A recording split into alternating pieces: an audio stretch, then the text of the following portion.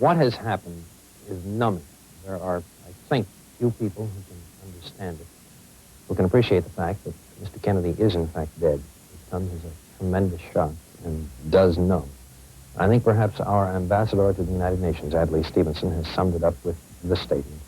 The tragedy of this day is beyond instant comprehension. All of us who knew him will bear the grief of his death to the day of ours, and all men everywhere who love peace and justice and freedom will bow their heads.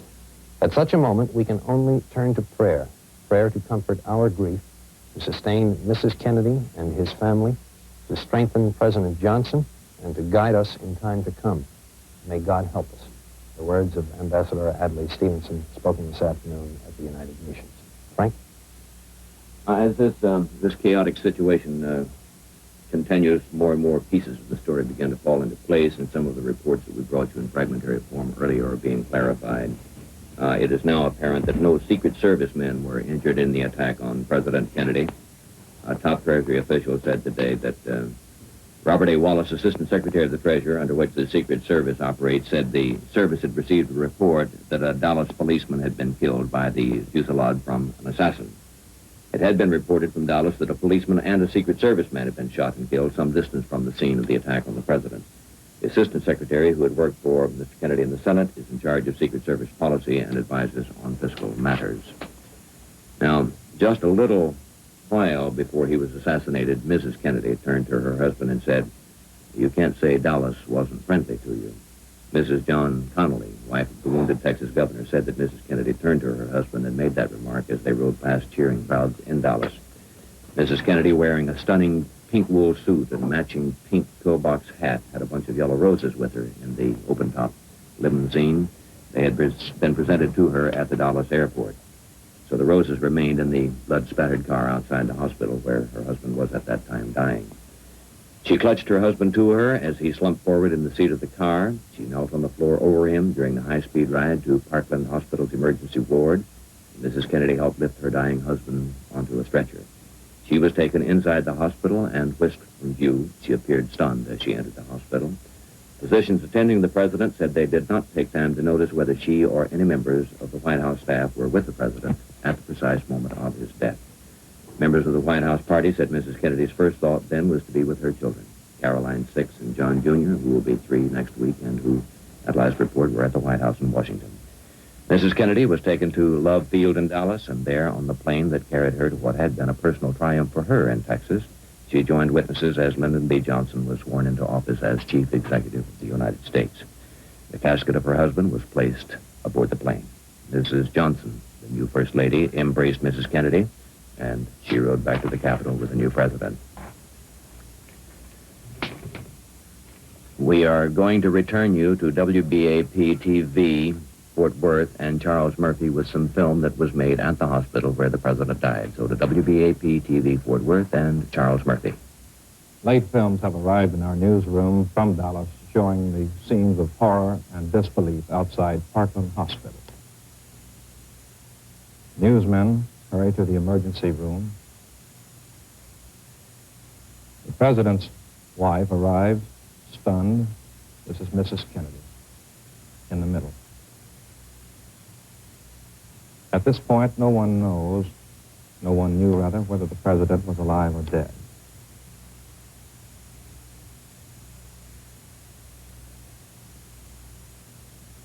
Mrs. Kennedy conferring with a Dallas policeman who had sped the president to the hospital. And into the emergency room goes Mrs. Kennedy. A corsage of roses lies inside the car in which President Kennedy was shot. A stunned Congressman Jim Wright of Fort Worth tells what he saw from a few cars back.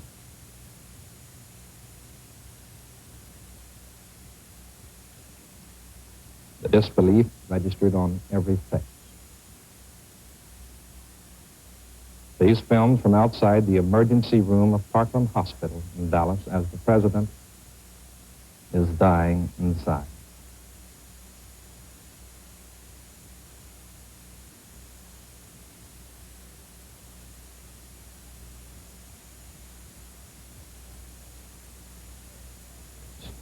Senator Ralph Yarborough, who saw the shooting, said he heard shots and then saw a Secret Service man pound his fist against the rear fender of the presidential car in anguish. 2 priests arrived to administer last rites. Their names are not yet known.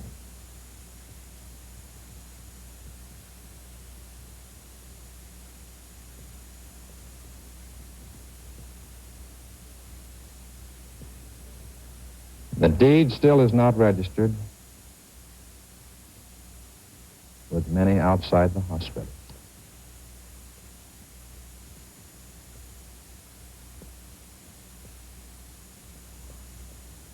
And the horror begins to sink in.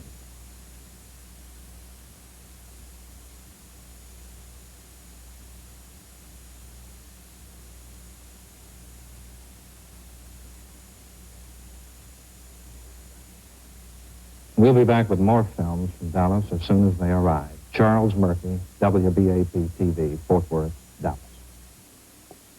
There is this reaction to the death of President Kennedy from French President Charles de Gaulle, who said President Kennedy died like a soldier under fire for his duty and in the service of his country. In the name of the French people, ever the friend of the American people, I salute this great example and this great memory. There is also reaction from Canada, our neighbor to the north, and we have that report as recorded in this conversation with our NBC correspondent, Leif Eade, in Ottawa.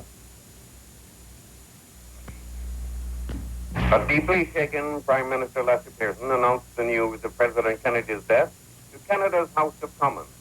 An aide walked to his front bench shortly before the beginning of the afternoon session and handed him a slip of paper. In a voice that was close to the breaking point several times, the Prime Minister told a hushed Commons that the President's death is a tragedy for all of us. No people, he said, will share more deeply in that tragedy than the people of Canada, the neighbors of the United States. He said, our hearts are filled with sadness. The Prime Minister was a long-time personal friend of the late President, dating from the time when Mr. Pearson was Canadian ambassador to Washington and Mr. Kennedy was a senator. The Prime Minister's tribute was followed by those of the other party groups, and Commons immediately adjourned until Monday. All Canadian radio and television stations broke schedules to carry uninterrupted news of the President's assassination and to recall his 1961 visit to Canada. Leif Eade, NBC News, Ottawa. Not to dwell on maudlin items or to become too morose in this, but the Kennedy children, Caroline and John, as has been mentioned before, were at the White House today when they lost their father in Dallas, Texas. There is a story from Washington that it's believed that the task of telling them what has happened will be left to Mrs. Kennedy. And it's also recalled that earlier this year when she lost a baby, that the task of telling the children was left to the father, the president, who informed Caroline and young John that they had lost their baby brother. The children, to the best of our knowledge, have not yet been told what has happened, and perhaps that is all to the good. Frank? As has no doubt become apparent to you now, all regular NBC programming has been canceled. And special NBC News reports will be brought to you continuously throughout the evening. Very few people are left alive now who can personally recall the assassination of an American president. That occurred, the last one occurred in 1901 when William McKinley was shot to death. And as we have said many times throughout the afternoon, we're relying entirely on memory for a good many of these things. But I believe he was shot to death in Buffalo, New York, was he not, That's Bill? my recollection. That was in 1901. And it seems that we always think this sort of thing can happen in other countries, but we don't really expect it to happen in the United States. But the historical record will not really bear us out on that. We have had a number of presidents assassinated in this country, the last being McKinley. They tried to shoot President Franklin Roosevelt in 1933, and then former President Truman again in 1950, and now John F. Kennedy in 1963. So for the latest developments in Washington, let's return to NBC News correspondent Martin Negronsky in Washington. The leaders of the Congress of the United States have united in bipartisan unity in this tragic moment. Senate Majority Leader Mike Mansfield of Montana, the man who now occupies the office last held by our new president, Lyndon B. Johnson. His Republican opposite number, Illinois' Senator Everett Dirksen, the Republican minority leader in the Senate. and Oregon's Democratic Wayne Morse speak now.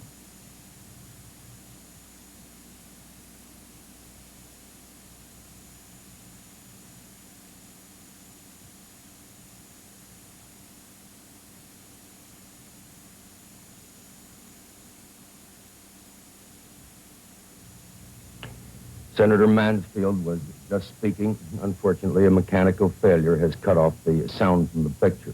We'll come back with the statements of Senator Mansfield, the majority leader, the minority leader, Senator Everett Dirksen, and Senator Wayne Morse of Oregon, Democratic Senator Wayne Morse of Oregon later.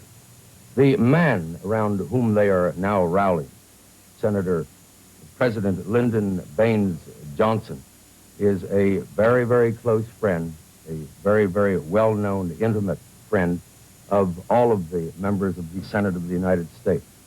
Lyndon Baines Johnson, at the age of 55, takes office as President of the United States with probably a more vast governmental experience that is behind him than any president we have ever had. He has been in the House of Representatives for, I think, 4 terms. He was elected twice to the Senate of the United States, served as the Senate Majority Leader, where his record was as an extremely able legislative leader, a man who accomplished much in the office. His knowledge, his companionship with the members of the Senate of the United States must certainly serve him in good stead, as they did his predecessor, John Fitzgerald Kennedy. Additionally, throughout the Kennedy administration, Senator Vice President Johnson, then Vice President Lyndon Johnson, now President Lyndon Johnson, served the President of the United States in many capacities that gave him an intimate knowledge and insight into the duties of the office that he now assumes. He was on the National Security Council and the National Security Council Executive Committee. He served in every possible way, had every possible experience that a man could have, knew intimately the workings of our government. He is eminently qualified, certainly, in terms of experience to assume the terrible duties that await him now. And now we're informed that the mechanical obstruction to hearing the words of the Senate leaders has been removed, and we hear now first from Senator Mansfield of Montana, the majority leader, then from the Republican Passing minority. of John Fitzgerald Kennedy is not only a tragedy for the nation which he so ably represented, but is, I think, also a mark upon the respectability and the responsibility of some of our citizens. This good, this decent, this kindly man, this harassed man who had so much on his shoulders and received from some people so little in the way of support in return, this man is now gone to his reward. And I will miss him as a personal friend. The nation will miss him as a great president. And the world will miss him as a great leader. There are some things that are simply incredible and leave one absolutely speechless. This is one of them. In this dark, tragic hour, all I can say is what I said on the floor of the Senate. This is the time for every American to pray. Pray for the president and pray for the country. So the leaders of the Senate of the United States demonstrate in these words the traditional and the essential unity that goes beyond party in this particular moment of national tragedy. There can be no doubt that the Congress of the United States will unite firmly, will help in every possible way their new president, Lyndon Baines Johnson. He is their close friend, as his predecessor was, and there is every certainty that the new president of the United States will receive every possible help that he possibly can, that can be afforded to him by the members of the Congress of the United States, regardless of party.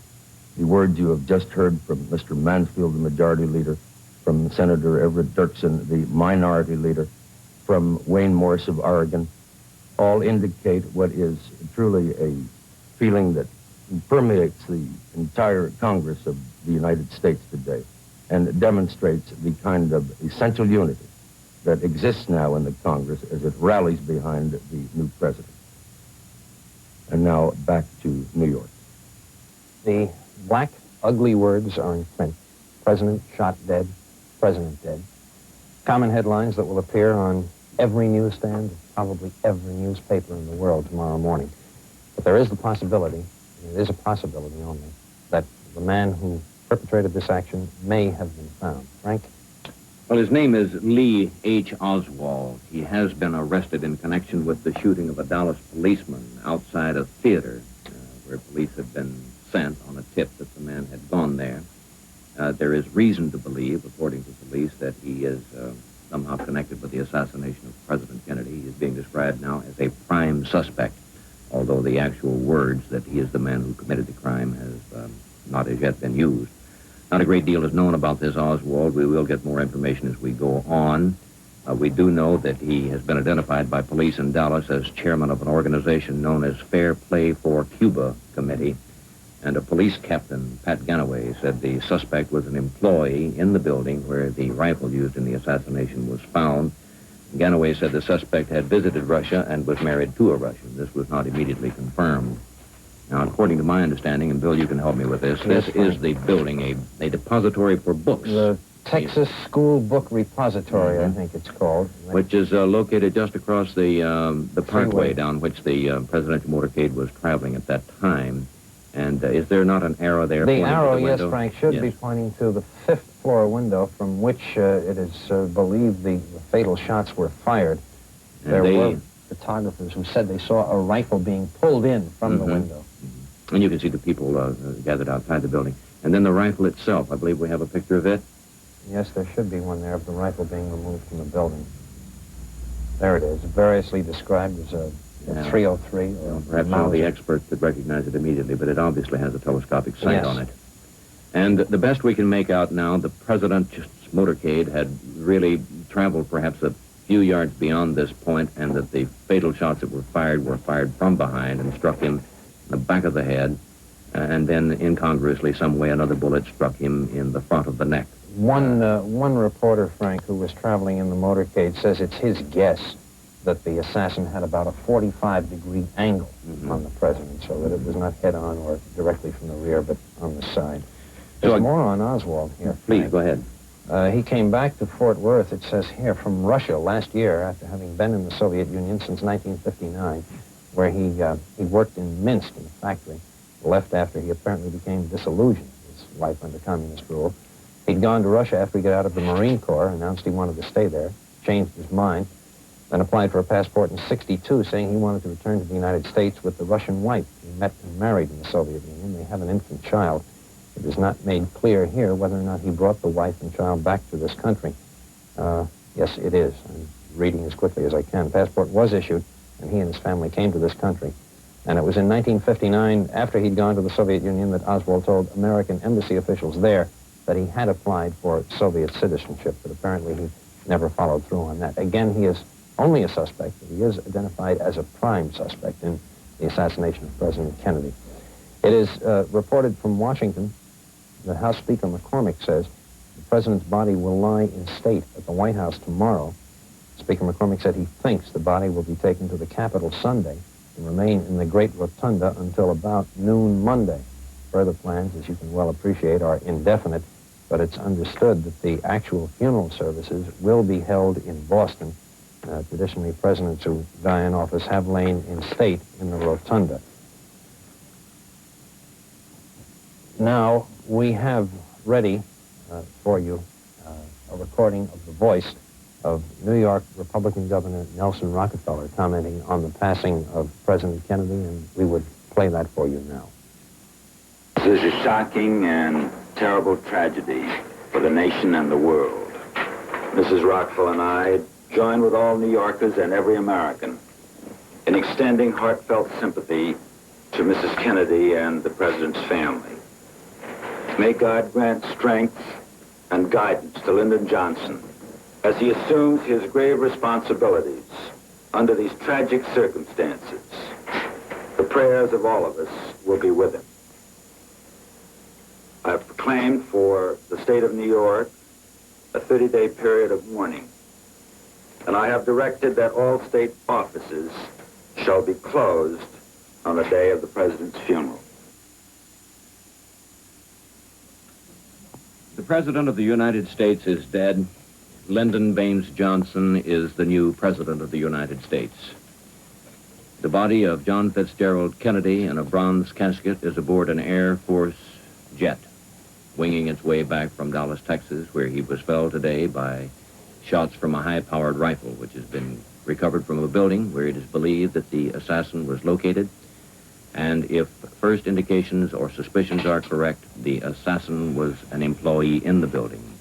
Lee Oswald, who seems to have a record of association with left-wing causes, is under arrest, undergoing intensive interrogation in Dallas at this moment. He was arrested near or in a theater in Dallas shortly after the shooting, and during his arrest, a Dallas policeman was shot and killed. The suspect, Lee Oswald, was quoted as saying, at the time of his arrest, "It is all over now." Aboard the Air Force plane coming back from Texas with the body of the late president is the new president, Lyndon Johnson. It will arrive in Washington at about 5 minutes past 6 Eastern Daylight Time this evening, which is about an hour or an hour and 5 minutes from now. NBC News, as you can appreciate, has mobile units at the Air Force Base, and we will attempt to bring you pictures of that scene as it occurs. We have been advised by House Speaker John McCormick that the President's body will lie in state at the White House tomorrow. It is expected that sometime later it will be taken to the rotunda of the Capitol, the giant area underneath the dome which separates the two wings of Congress. Former President Eisenhower has been among the world notables to give his reaction to the tragic loss of the American president. We'd like to bring you his statement at this time. I share the sense of shock and dismay that the entire nation must feel at the despicable act that took the life of the nation's president. On the personal side, Mrs. Eisenhower and I share the grief that Mrs. Kennedy must now feel. And we send to her our prayerful thoughts and sympathetic sentiments in this hour. General, how would you counsel the American people at this time? In the face of such a terrible thing, I'm sure the entire citizenry of the nation will join as one man in expressing not only their grief, but their indignation at this act, and will stand faithfully behind the government. General, could you tell us how you got the word? I was at a meeting for the United Nations, and while there, a member of the meeting was called out and came back and told us the news. Although at that time, we did not know the president was dead. We did not know when I got back here at that time that he was dead. But, matter of fact, we had the last message we had was one rather of hope.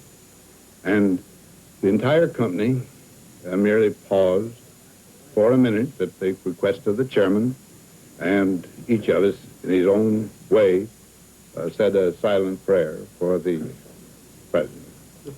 Should there be any concern, sir, over national security at a time like this?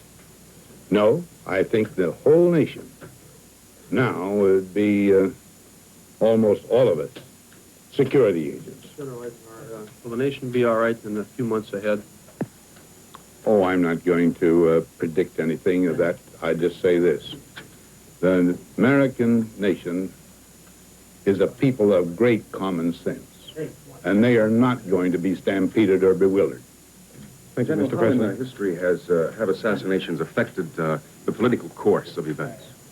Well, of course, in Lincoln's assassination, the presidency went to a man who was a registered Democrat, Mr. Johnson.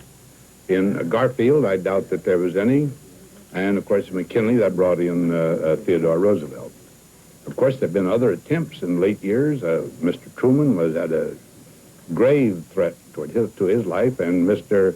Roosevelt, just before he was inaugurated, you remember, down at, when Mayor Cermak was killed, ran a very grave risk. These things have happened, and it seems inexplicable to me, because Americans are loyal. And it's just this occasional psychopathic sort of accident that occurs, and I don't know what we can do about it. Could you say anything, General, about how people will feel abroad from all your experience with the United Nations and others? How will it be taken abroad? Well, I think they will be a bit bewildered. This, in the civilized countries of the world, this doesn't happen so often. And you remember in the starting of World War I, the murder of the Archduke Ferdinand, I think his name was. Well, this itself almost, well, is one of the contributory causes to that war. And, but here, I just don't know what happens. But we are a nation that where our freedoms are allowed, or are observed in such a way that everybody is ready everybody is, you might say, capable of doing this if he's ready to put his own life on the line. Colonel, how will you spend the rest of today and tomorrow? How will you spend the rest of today and tomorrow? I have canceled the dinner date that I had for tonight. Tomorrow, I'm going immediately to my home, and if I am wanted for any purpose whatsoever, I will, of course, be available. Would you have any advice for the American people at this time? No, as I said, I know the American people will stand solid, and they will not be stampeded. Thank you, Mr. President. All right. Thank you very much. Good night, fellows. Former President Eisenhower commenting on the passing of President Kennedy, who was killed this afternoon in Dallas, Texas by an assassin's bullet fired from a high-powered rifle. Frank? Just late word from Dallas that the condition of Texas Governor John Connally, who was wounded in the assassination of President Kennedy, has been described in the most recent medical bulletin as satisfactory. Satisfactory is the condition of Texas Governor John Connally. NBC's Richard Valeriani has been at the White House in Washington throughout the afternoon, and understood that crowds are gathering there. There's a certain feeling of hopelessness that goes with these things, but everyone turns to his neighbor and whoever is near him and tries some way to absorb the full impact of the knowledge. And there's not a great deal that can be done. People around the world are trying to accommodate themselves to what has happened in the United States. Now, as we could see, President Eisenhower a while ago was still wrestling with the enormity of the idea and trying to reconcile it with his basic conviction that Americans are decent people and that they don't do this sort of thing, but it has happened with alarming regularity over the years. So let's go to the White House now in Washington and NBC's Richard Valeriani to see what the situation is there. The new President of the United States, Lyndon Johnson, is on his way to Washington from Dallas. He is scheduled to land at Andrews Air Force Base in the presidential jet Air Force One in about an hour from now. The body of the late President, John Kennedy, is also aboard the plane. Members of the cabinet are going out to Andrews to meet the new president. Mrs. Jacqueline Kennedy is also believed to be aboard the plane. President Johnson, the White House announces, will have a statement to make at the airport on arrival. He will then fly to the White House by helicopter, and after that, his plans are indefinite. The two Kennedy children, Caroline and John Jr., are here at the White House. They have not yet been told of their father's death. They are with a nursemaid, Miss Maud Shaw. Also in the White House is the late president's brother-in-law, Sergeant Shriver, who is making arrangements for the funeral. He is coordinating this with members of the military. Mrs. Shriver, the late president's sister, has flown to Hyannis to be with Ambassador Joseph Kennedy, the president's father. Outside in front of the White House along Pennsylvania Avenue, crowds have been gathering since shortly after confirmation of the president's death. Extra police details have been assigned to the area. They have roped off one side of the street to keep the crowds back. They are keeping pedestrians moving. The crowd is silent, very grim-faced. We saw one student from Georgetown University crying. There was a girl from the Peace Corps who told one of our reporters, Ed Goff of NBC Washington, that I myself am part of the legacy he, President Kennedy, has left for the world. We are also told that, contrary to reports from Dallas, no Secret Service agent was killed in the gunfire. We are also told that Secret Service agents have been assigned to protect the Speaker of the House, John McCormick, who was next in line after President Johnson. This is Richard Valeriani, NBC News at the White House. Local people flocked to a church in New Ross, Ireland tonight to offer prayers when they heard of the assassination of President Kennedy. The president came to that area of County Wexford in Ireland, the home of his ancestors, in June during his European tour. John B. Kelly, a New Ross auctioneer who met Kennedy at the time, told newsmen the people here are deeply grieved. People heard the news on television and immediately ran to neighbors who did not have sets and told them. So the shockwaves go around the world. The chairman of the Senate Foreign Relations Committee is Arkansas Senator Fulbright. He worked very closely with President Kennedy in the implementation of this administration's foreign policy. In Washington, Senator Fulbright has made some comment on the assassination of President Kennedy. We would like to bring you a report on that now. So to Washington and the reaction of Senator John Fulbright, chairman of the Senate Foreign Relations Committee. Assassination of President Kennedy is a tragedy beyond words for his family, for his country, and for the world. It is an unspeakable crime. I extend my heartfelt sympathy to his family. They have lost a loved one. I have lost a friend. The American people have lost a president who has led the country with wisdom, with honor, and with dedication. In the face of so sudden a tragedy, we should be thankful we have tested institutions of government which will continue to function in an orderly manner. We are also fortunate that President Johnson is a man of long and broad experience in government. Confronted with this tragic emergency, all Americans should unite behind our new president and demonstrate the strength of our democracy to ourselves and to the world. We do not know yet who informed President Johnson of the passing of President Kennedy, but we are reminded that it was another Texan, House Speaker Sam Rayburn, whose duty it became to inform former President Harry Truman of the passing of the late President Roosevelt in Georgia. He had just been speaking with Mr. Truman, as a matter of fact, a few moments before, I think, and he called him to his office and told him that he was now the President of the United States. President Johnson is on his way back to Washington Andrews Air Force Base, should be arriving there, perhaps a little less than an hour from now. We heard from Washington a few moments ago that he will have some remarks to make at the airport when he arrives. It would, let us put it this way, it would surprise us if within the next day or two the President does not make a nationwide address, but we have no information on that. The President's cabinet, or a good portion of it, was on its way to the Far East when word reached them of the assassination of President Kennedy. They immediately turned around en route. The last report we had was that they had touched down at Honolulu on their way back to the United States. Well, the President's cabinet, of course, is his own choice. He chooses or he selects the men that he wants to serve as heads of the various executive departments that are under his domain. Vice President Kennedy now, of course, can choose his, President Lyndon Johnson can select his own cabinet members or retain those that were chosen by President Kennedy.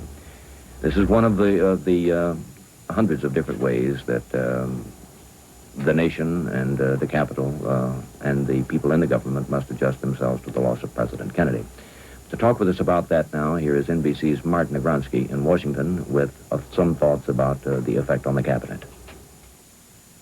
The chief members of the Cabinet of the United States, that is the Secretary of State, Dean Rusk, the Secretary of Defense, Mr. McNamara, the Secretary of Commerce, Mr. Hodges, and the Secretary of the Interior, Mr. Udall, are all on the plane that Frank has just mentioned that has turned around and is trying to get back now to Washington. It is the custom, it is the tradition when a president dies that each member of the Cabinet submits automatically his resignation. the incoming president then either accepts the resignation or instructs the cabinet officer to remain at his post. Automatically, those resignations, we can assume, will be submitted at this time, and President Johnson will then have to make up his mind whom he wishes to keep and whom he wishes to have go. The members of the cabinet are to meet the president's plane when it arrives at Andrews Air Force Base in about an hour from now. They will then accompany President Johnson to the White House. A well-informed White House source is quoted as having said that it is very likely that President Johnson will spend tonight in the White House. That he will not only assume immediately the duties, but also the residence of the President of the United States. The body of John Fitzgerald Kennedy will be carried to the Bethesda Naval Hospital, and tomorrow, as the Speaker of the House, John McCormick, has announced, and Mr. McCormick is now next in line to the presidency of the United States, occupies a position that Lyndon Johnson occupied as vice president in terms of succession. Mr. McCormick has said that the body of the president will lie in state tomorrow, that is, of John Fitzgerald Kennedy, will lie in state tomorrow in the White House, will then lie in state in the rotunda, that is, underneath the Capitol Dome in the capital of the United States on Sunday and until noon on Monday.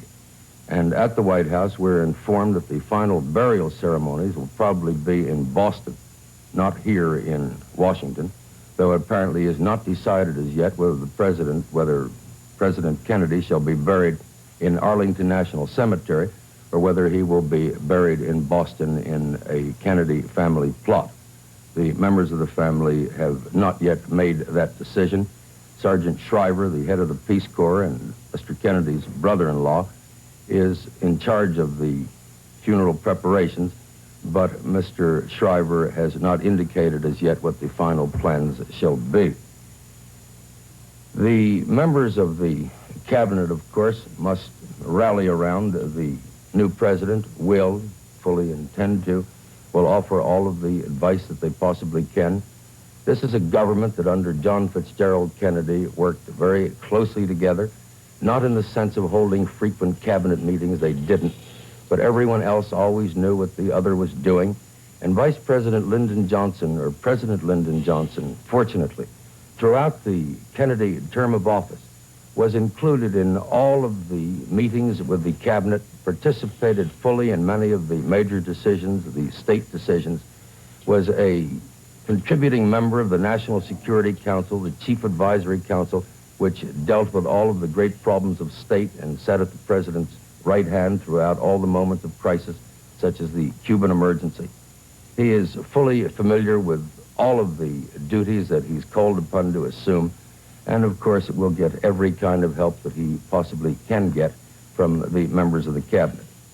It is much too soon to speculate. No one wishes to. No one is in the mood to speculate as to which members of the cabinet President Johnson will keep, which he will ask to go. This is a matter that will be decided much later, I'm sure, when the first shock of this terrible tragedy has worn off and when President Johnson begins to function in his new office. These are the primary developments that have occurred so far here in Washington. It's a question now of waiting the arrival of President Lyndon Johnson, who will make a statement to the nation when he arrives at the airport, which will be in approximately 50 minutes or so from now, if all goes according to schedule. We will hear then the reaction of the new president to the terrible tragedy and to the enormous responsibility that has fallen upon his shoulders. He has not been quoted yet as having said anything, and apparently will be trying to compose his thoughts as he makes this tragic flight back from Dallas here to the United States, to the capital of the United States, and from where he will now assume the duties of the presidency as he has already been sworn in as President of the United States. And that's the story as it has developed so far here in the Capitol. Now, back to you, Frank, in New York. Not in contradiction to what Martin just told you, but in amplification of what he said. We did have one report that President Johnson said immediately after being sworn in aboard the Air Force plane, all right, let's get this plane back to Washington. NBC News, as you perhaps have realized, has canceled all of its regular programming. None of the programs that you ordinarily see will be brought to you throughout the course of this evening. We will, however, remain on the air and bring you reports, continuing reports on this story as it continues to unfold. We have mobile units and correspondents assigned to the key points in the story. We have a mobile unit at Andrews Air Force Base outside Washington, where we expect the plane bringing President Johnson and the body of the late President Kennedy back to Washington to arrive shortly. We are being joined, of course, with all of our affiliates, and requirements are that periodically in the course of a broadcast day that these affiliates pause, or that we pause and allow these affiliates an opportunity to identify themselves. So we shall do that now. We pause for station identification.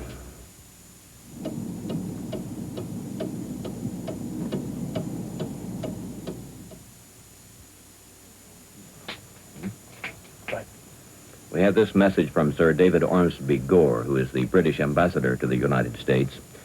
He said, "This horrible, wicked, and senseless act has deprived not only the American people, but the world of a great and wonderful man. Jack Kennedy," the British ambassador continued, "was the best and most loyal friend that one could ever hope to have, and I feel..."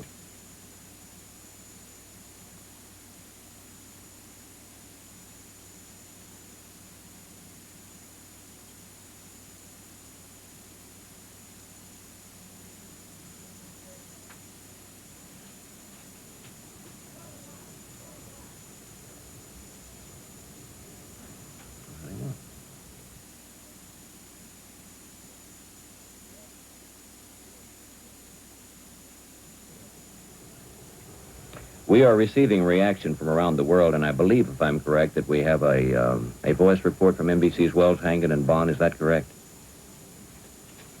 Can I be advised on that? We do or do not have? Well, we'll get the word in just a moment if you'll bear with us here. Frank, we do have it, Bill. I'm sorry. Here is a report from NBC's Bonn correspondent, Wells, Hangen, bringing us the reaction of the West German government. West Germany has ordered alert condition number 1 for all its armed forces, fearing an aggressive Russian move in the wake of President Kennedy's assassination. Sources here confirmed that West Germany's 400,000-man army has been ordered on combat alert, the highest condition short of actual war, following receipt of the news of the president's death. Meanwhile, Chancellor Ludwig Erhard, who's been in office only 5 weeks, returned here by train from a 2-day visit to Paris. He's expected to issue a statement shortly on the president's death. Erhard was due to visit the United States, leaving here Sunday night, but he's now expected to cancel his trip. Former Chancellor Konrad Adenauer, who had criticized Mr. Kennedy's strategy of peace, said today his work will live in history. He has given his life for freedom and peace. Wells Hangen, NBC News, Bonn. Report was from NBC's Wells, Hangen, in Bonn. He advised us that the West German Air Force has been put on the state of highest alert, the highest alert short of actual warfare. The belief there in West Germany is that the Soviet Union might attempt to make some move at this time when the United States and consequently the Western world has been caught off balance. A report from NBC's Wells, Hangen, in Bonn. Frank, Bill? there is this. We are advised that President Johnson, after his return to Washington, which is expected in about 45 minutes, will meet at the White House tonight with Defense Secretary Robert McNamara and with McGeorge Bundy, who had been President Kennedy's top advisor, the White House National Security aide. And then President Johnson will confer with the bipartisan leadership of the Congress, that they will be brought in. From the Vatican City, a report that Pope Paul VI prayed tonight for President Kennedy. Pope received the news just a few moments after the president died. Pope Paul received the president in audience in Rome June 2nd during the president's trip to there. We now have reaction from the United Kingdom, and for that we go to NBC correspondent Kenneth Bernstein in London. The news sent Prime Minister Sir Alec Douglas Hume hurrying back to Downing Street from a dinner party 40 miles out in the country. An official announcement says he learned the news with the most profound shock and horror. Later tonight, the Prime Minister and opposition leader Harold Wilson will appear on radio and television with tributes to President Kennedy. Harold Wilson has called John Kennedy a good friend of this country, a great world statesman, and a great fighter for peace. Queen Elizabeth II was immediately informed, and a statement is expected gathered outside the American Embassy in Grosvenor Square, London. One man from Connecticut said he just wanted to be a little closer to America in this moment of disaster. News flashes have been interrupting the regular programs on British radio and television, and the members of the panel on one radio show declined to go on out of deference to the president. One panelist, Lord Boothby, said, "The blow that has fallen tonight is for me the most shattering of all." Kenneth Bernstein, NBC News, London. Not to belabor what has happened today, but perhaps to catch some of you up who may not have heard in as reasonably full detail as we can bring you what has happened today. President Kennedy was assassinated this afternoon by a sniper who hit him with a rifle bullet fired from the 6th floor of a building near a freeway in Dallas, Texas, as the president's motorcade was moving to a trade center where he was to make a speech. Briefly, the president's day as it started in Texas. This morning in Fort Worth, he went to a group of Democrats who couldn't get tickets to see him at a breakfast appearance and apologized that his wife was not along. He said she was organizing herself and it takes longer. A short time later, the president and Mrs. Kennedy went to a breakfast in the Hotel Texas, again in Fort Worth, which was sponsored by the city's Chamber of Commerce. Mrs. Kennedy arrived late and the entire room rose and gave her a standing ovation. The president then remarked that she takes longer to get prepared in the morning, but that it is worth it. Then, later in the day, the president took off from Fort Worth and made the short flight to Dallas Love Field. There, he and Mrs. Kennedy, Texas Governor John Connally, and Mrs. Connally got into an automobile, a motorcade formed, and proceeded down the freeway, headed for the Trade Center where the president was to make a speech. At approximately 12:30 Dallas time, that would be 1:30 Eastern Standard Time, a bullet hit the president, we believe in the head. He suffered a wound at least in the right temple. Within 5 minutes, the motorcade had broken up and he was in the emergency room of Parkland Memorial Hospital in Dallas, Texas. Within 30 minutes of the time the bullet struck him, the President of the United States was dead. That, briefly, is the chronology of what happened today in Dallas, Texas, to the President of the United States. Now, further developments, further movements in this story come from the nation's capital. For those, we go to NBC's Ray Scherer in Washington. I left the Capitol a few minutes ago to come here to the White House. As I left the Capitol, Senate Majority Leader Mansfield and Senate Minority Leader Dirksen were leaving the Capitol to go to Andrews Air Force Base by limousine to greet President Johnson. When President Johnson arrives at the airport, he will make a statement, which you will see on NBC television. He will then come to the White House, where he will hold his first meeting as president. He will meet with Secretary of Defense McNamara and McGeorge Bundy, the President's Special Assistant for National Security Affairs. They will brief the President on the world situation. At 8 o'clock tonight, President Johnson will meet with the leaders of Congress, presumably here in the White House. The funeral arrangements have just been announced inside here by Acting Press Secretary Andrew Hatcher. The President's body, the late President's body, will lie in repose in the East Room tomorrow. At 10 o'clock, the body will be viewed by the family. At 11 o'clock by Vice President Johnson, the Speaker of the House, and members of the executive branch of the Cabinet. At 2 o'clock by the Supreme Court. At 2:30 by members of the Senate and the House. At 5 o'clock by members of the Diplomatic Corps. Ray Scherer, NBC News, at the White House. As we have attempted to sort out our thoughts here as this afternoon has worn on, it occurs to us that perhaps within the last month, certainly within the last 45 days, the actual chief executive or head of government of all of the major Western allies, save France, has been changed. Britain has changed prime ministers, with Harold Macmillan retiring because of illness to be replaced by the new prime minister, Sir Alec Douglas Hume. A new government has been formed in Italy. Chancellor Konrad Adenauer is no longer the head of the West German state. He has been replaced by Chancellor Erhard. And now the assassination of the President of the United States being replaced by the Vice President, now the President, Lyndon Baines Johnson. So 4 of the 5 major Western allies have undergone a change in their head of government within, as we say, about the last 45, perhaps 30 days, leaving only General Charles de Gaulle of France, who has long since been the last active figure brought over from World War II. The plane with the President Johnson and the late President Kennedy is on its way to Washington, will arrive at Andrews Air Force Base shortly. The new president is expected to make a short statement upon arrival. Lee Oswald, the prime suspect in the assassination, is under arrest, being questioned by police in Dallas. We have no late word on the progress of that. We are bringing you, as we are able to get the material prepared, the reaction from some of the world's capitals. And we have a report now from NBC's John Chancellor, who is in Berlin. The news of the president's death swept across Berlin. The telephone exchange reported that it was swamped with calls and some of the equipment wouldn't work. As the news spread, people walked out into the streets on a cold and rainy night, asking one another if it was really true. In the restaurants along the Kurfürstendamm, the main street in West Berlin, customers gathered around radio and television sets. Most people watched for a while and then left their meals unfinished and just went home. At least one of the legitimate theaters in West Berlin stopped its performance in the middle, announced the tragic news, and canceled the evening's performance.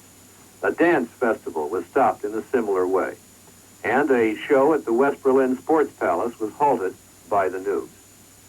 Mayor Willy Brandt of West Berlin asked the people of the city to put candles in their windows tomorrow night in memory of the American president who had so eloquently, and only a few months ago, pledged his affection and allegiance to this city. Mayor Brandt, who is expected to go to the United States for the funeral, said tonight that with the first citizen of the free world, Berlin has lost its best friend. Students from Berlin's Free University tonight will stage a midnight memorial march through the center of West Berlin. They will march on some of the streets traveled by the president when he visited this encircled city in June. The student march will end at the Schöneberg Rathaus, the city hall, where Mr. Kennedy made his famous "I am a Berliner" speech. Tonight, on a cold and rainy night, other West Berliners mourn him. There have been reports in Berlin that the West Berlin police are on the alert for any demonstrations that might take place near the Berlin Wall. The police refuse to confirm this report.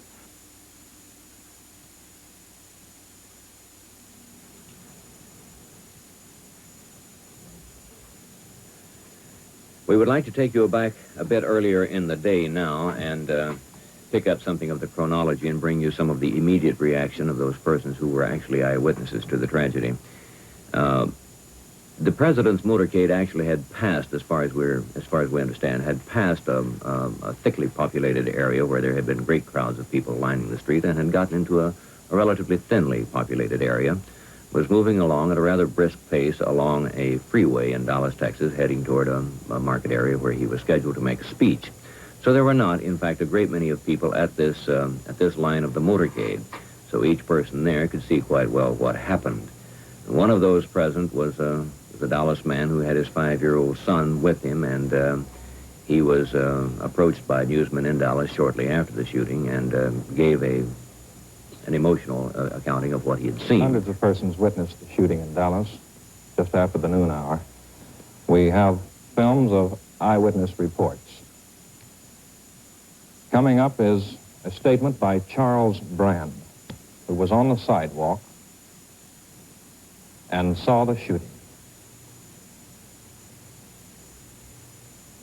Unfortunately, I was probably 15 to 20 feet away from the president when it happened to him. Tell us exactly what you saw, sir. He was coming down the street, and my 5-year-old boy and myself were by ourselves on the grass there on Palmer Street, and I asked Joe to wave to him, and Joe waved, and I waved, and the man... That's all right, sir. You go ahead and tell it. As he was waving back, the shot rang out, and he slumped down in the seat, and his wife reached up toward him, and as he was slumping down, and the second shot went off, and it just knocked him down from the seat. Two shots. Two shots. Did you see the man who did this? No, sir, I did not see the man who did it. All I did was look in the man's face when he was shot there and saw that expression on his face and grabbed himself and slide. And the second one, whenever it went, why, I'm positive it had hit him. I hope it didn't, but I'm positive that it hit him, and he went all the way down in the car. Then they speeded up, and I didn't know what was going on, so I just grabbed the boy and fell on him in the hopes that there wasn't a maniac around. I'm sorry. I can't help you more, but I won't forget it. Bill, we have a few additional details on what took place aboard the Air Force jet as it was still at the airport in Dallas for the swearing in of President Johnson. He, of course, had been sped away from the hospital where President Kennedy had died just moments before. When he left, we did not know where he was going nor the route that he would take to get there. Security officials said later that this was for security reasons. When he arrived at the plane, he was, in fact, President of the United States, but he had not been sworn in, and the judge had been taken to the field to perform this ceremony. However, President Johnson decided to delay the ceremony until Mrs. Kennedy, who was still at the hospital, could arrive back at the plane. When she did arrive, the ceremony was staged in the executive lounge of the airplane, and President Johnson, with his right hand raised and his left hand on a small Bible that had been provided for the ceremony, took the oath of office as President of the United States. Standing on his right was his wife, Lady Bird Johnson, and on his left, what can only be described as a stunned and grief-stricken Mrs. Jacqueline Kennedy.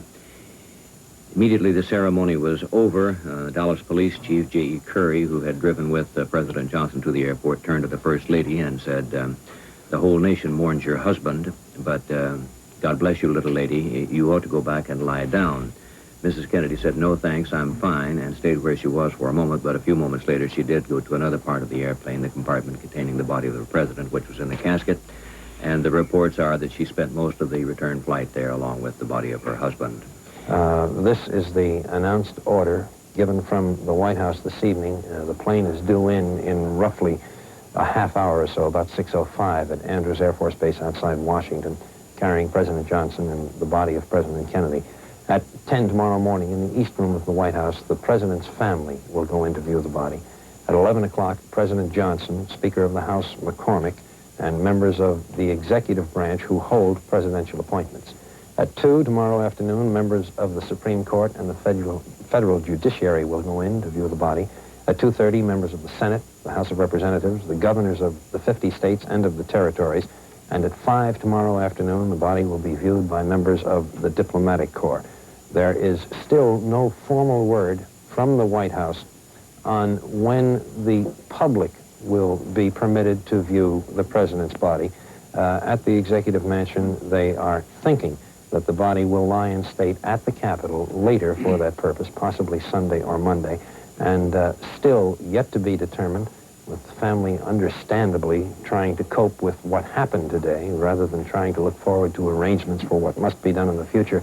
There is still no firm word of where final services for the president will take place, nor is there yet any decision on where the president will be buried. There is, of course, the tradition of ceremonies in the Capitol, burial at Arlington for the president.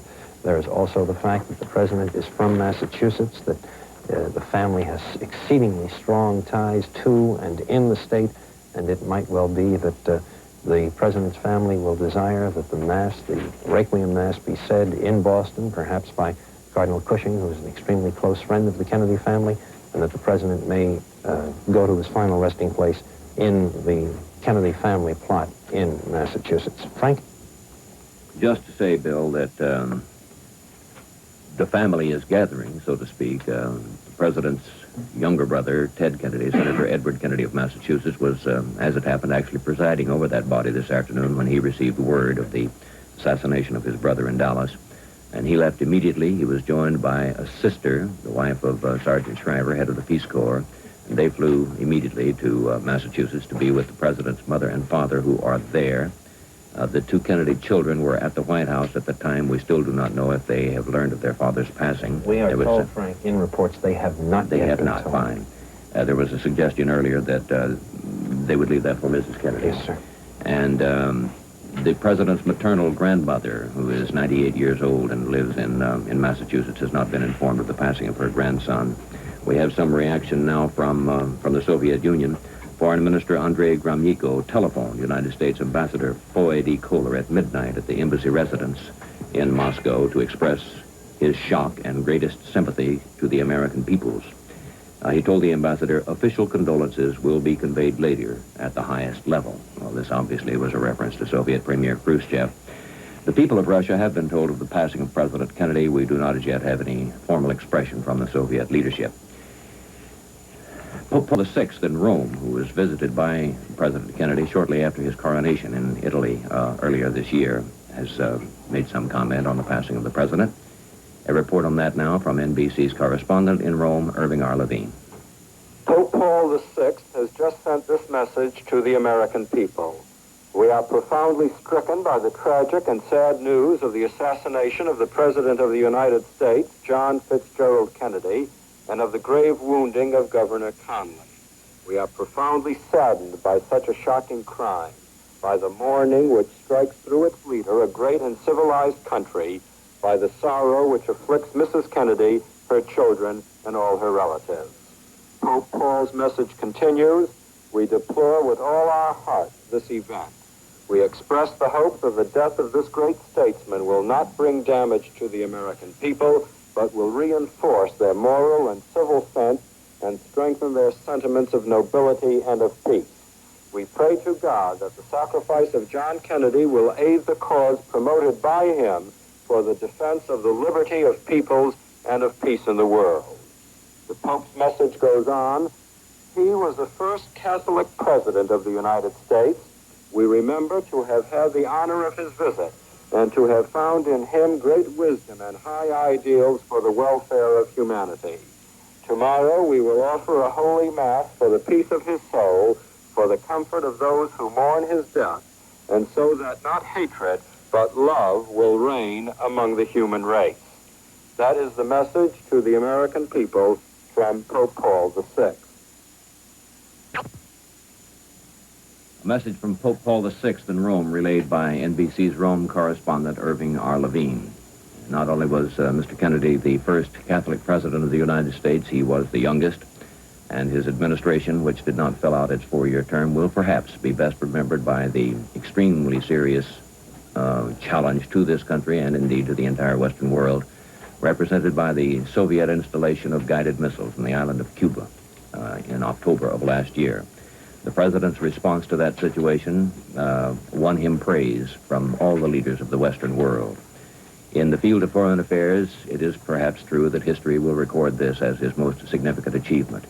In the field of domestic affairs, although it's presumptuous to guess about these matters, it would certainly seem to his contemporaries that his being confronted with and the reaction of his administration to the Negro drive for equal rights in this country will perhaps be listed as the major challenge to his administration. We have a reaction also from, do you have hard information, Bill? If you do, please go ahead. I literally do not know, Frank. All right, you check it over while okay. Well, I know what it is, but I don't know if it's hard information. It's the last three paragraphs of the speech Mr. Kennedy was to deliver this afternoon in Dallas just before he was shot. Why don't you go ahead and recite them?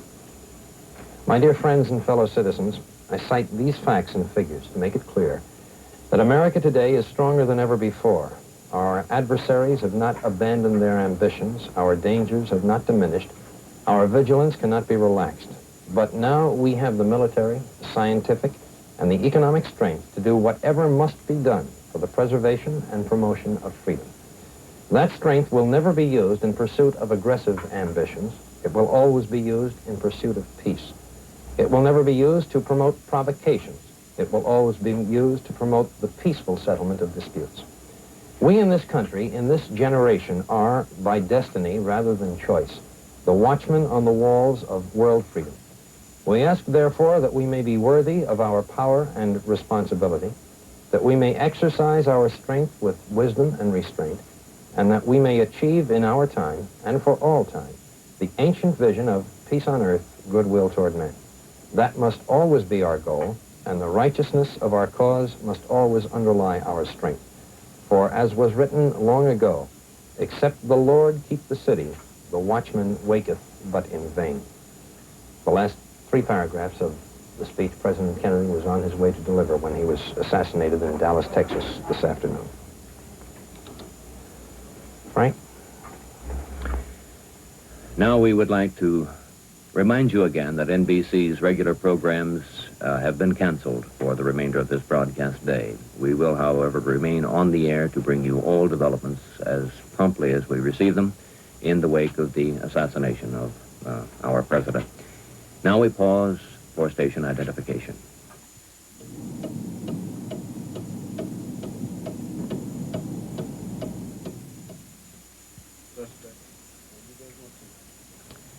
As I started to say a moment ago, we have this reaction from Sir Winston Churchill, the wartime leader of the United Kingdom.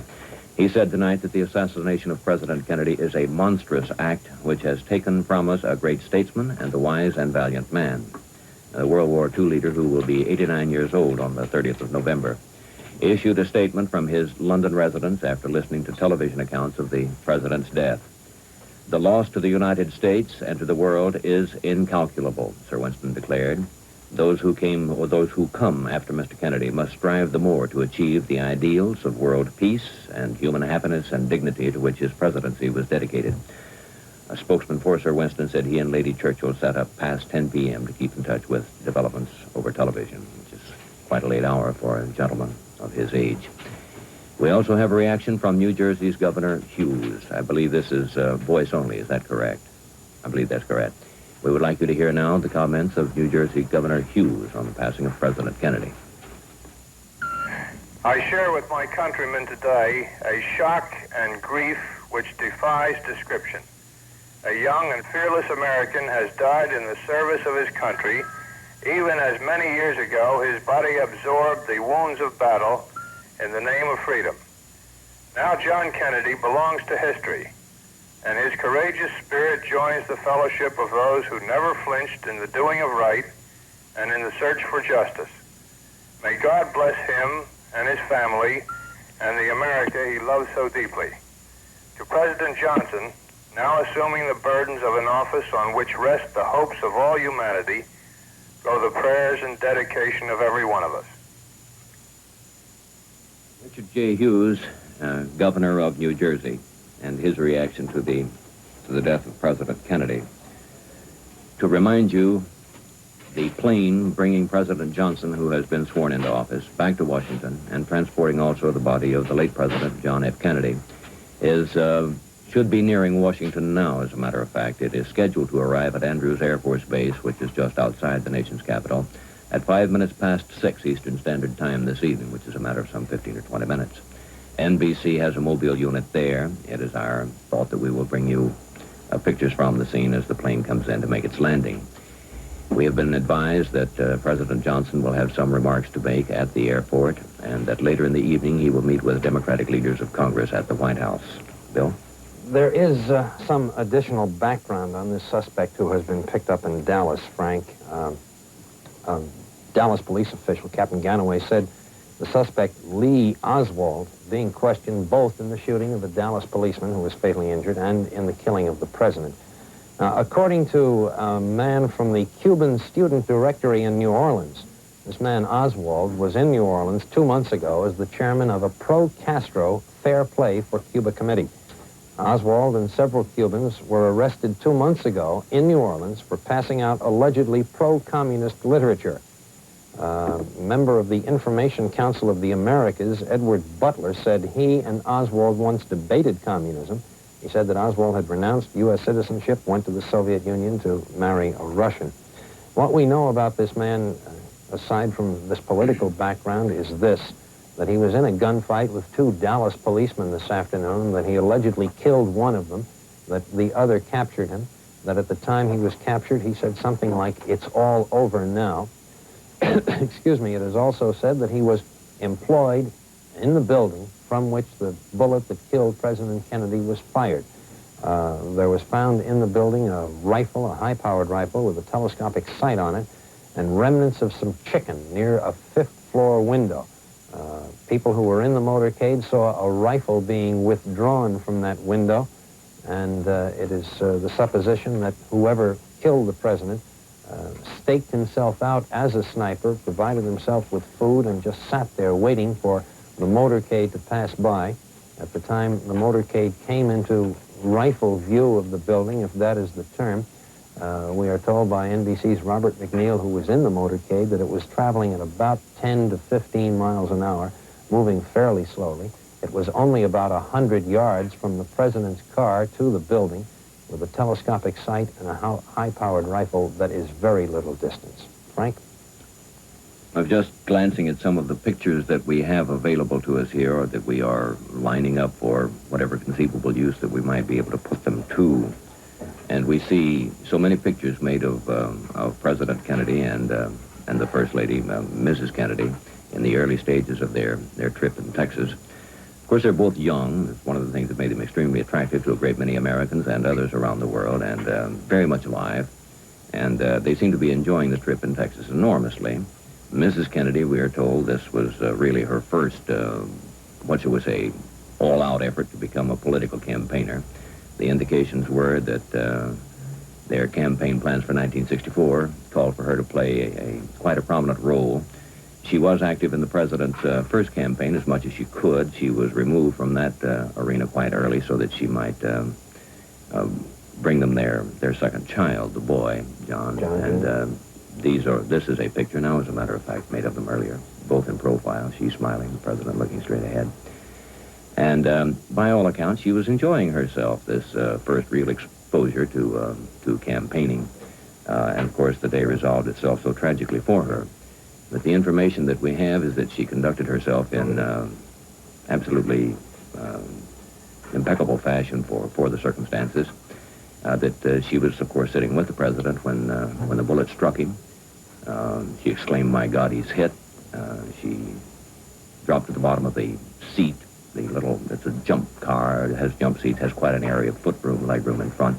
The president's body slumped down there, and she fell down over him, and she accompanied him to the hospital. She helped take his body from the car and place it on a stretcher, which carried it into the emergency section of the hospital. And a bouquet of yellow roses, which had been presented to her upon her arrival at the airport in Dallas, was still on the back seat of the car, which by this time, of course, bore the blood stains.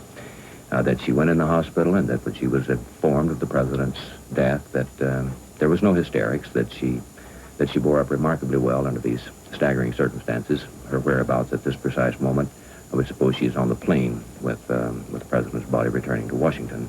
She was present at the swearing-in of President Lyndon Johnson, along with the new First Lady of the United States, Mrs. Lady Bird Johnson.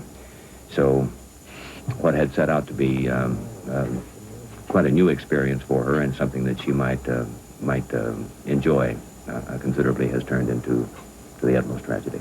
This is a picture of President Kennedy shaking hands with well-wishers on his arrival in Texas, and in the background, if you could make it out, with the little black pillbox hat and the hair falling over her right eye, and her hand at her waist, is a beaming Mrs. Kennedy.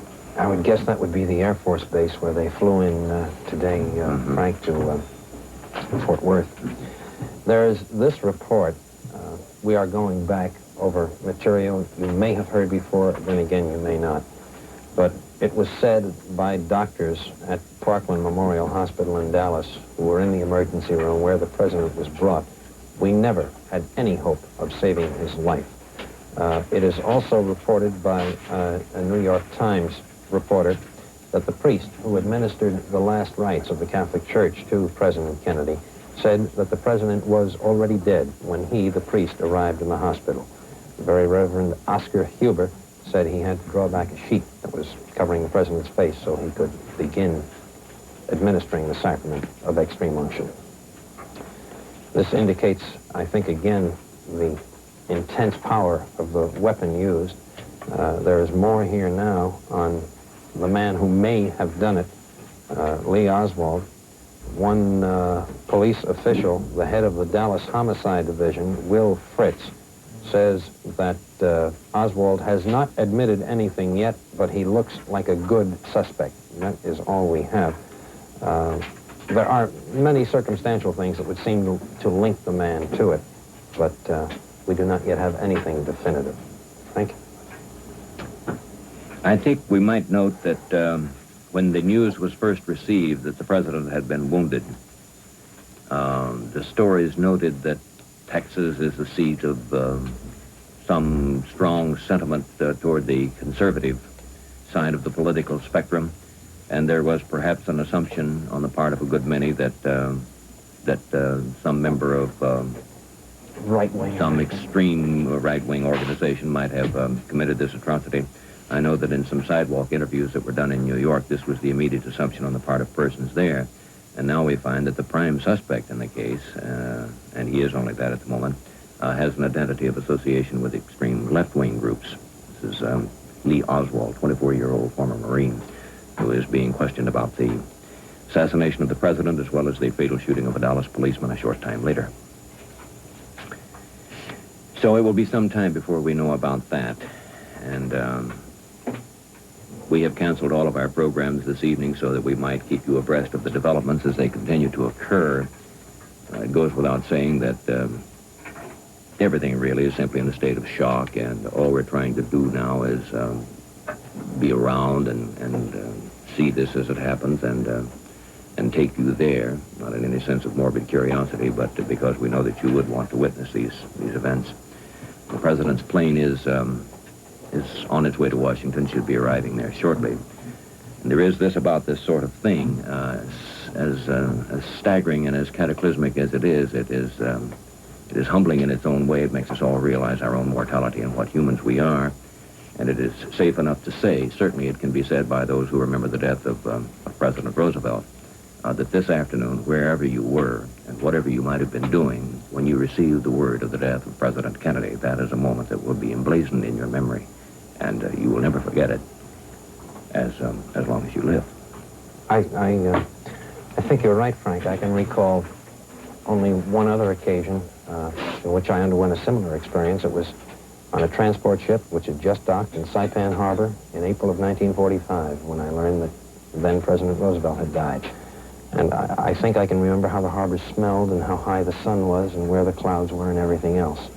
And certainly today will be as indelibly dug into my mind as that morning was. It's a shocking thing, and it's just simply unbelievable. It couldn't have happened. Perhaps we should remind you again that the people of the Soviet Union have been advised of the passing of, or the assassination of President Kennedy. There has been no official reaction beyond a telephone conversation between Andrei Gromyko and the American ambassador to Russia, Voykoler, and he expressed his profound shock and regrets and said that the official reaction of the Soviet government would be forthcoming shortly. But all the other leaders of the major nations of the world have been heard from. They try, as best as anyone can, to express their feelings at a time like this.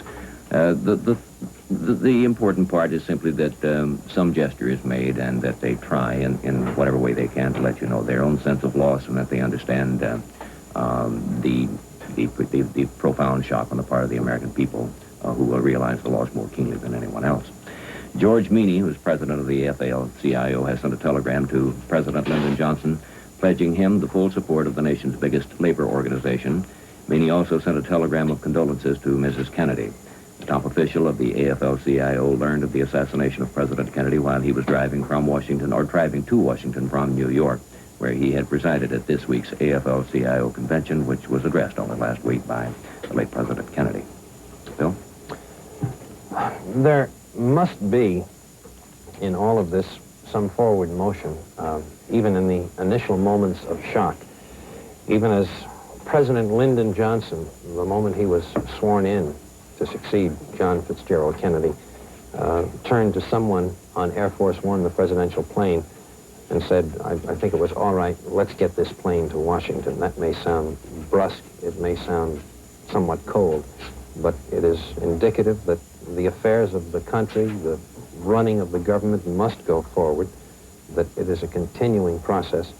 And certainly there are people who, with no malice, with no cold-bloodedness, will be sitting in places all over the country and trying to determine exactly what impact this man's death will have on the future of this country, on the future of both political parties, and indeed on the future of the world and on its hopes for peace. They will recall the strength with which Mr. Kennedy faced up to the Russian threat in Cuba. They will wonder if we have other men who have the same strength, more strength, less strength. It's a shocking thing when the prow of the country, as it were, is suddenly removed from the ship and then another takes its place. We at NBC have canceled all of our regular programming for the day so that we may bring you whatever news there is, whatever details there are of this crisis in our government. And we will continue with our coverage in a moment, but right now we pause for station identification.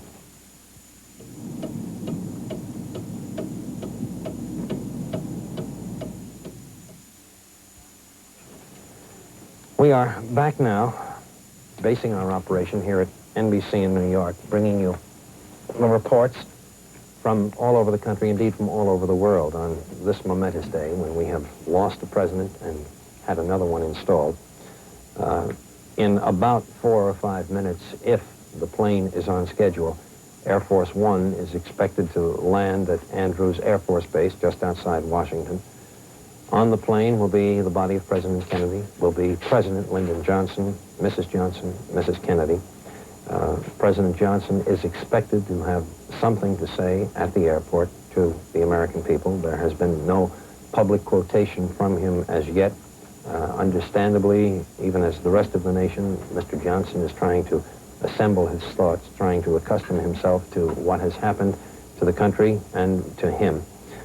He will officially move into the actions of being president later this evening. He will meet at the White House with Secretary of Defense Robert McNamara, Presidential Advisor McGeorge Bundy, who was so very close to President Kennedy, will also meet with Mr. Johnson.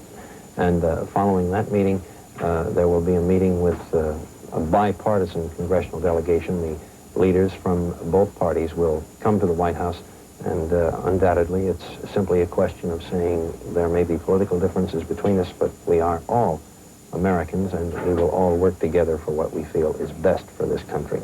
Frank? Just to Andrews Air Force Base in Washington, and Robert Abernathy of NBC News. Bob, and I understand the president changed his mind. He's not going to talk. We are at Andrews Air Force Base waiting for the plane to arrive here. Several thousand people. You're on the speaker. Several thousand people waiting for the president to arrive at Andrews Air Force Base.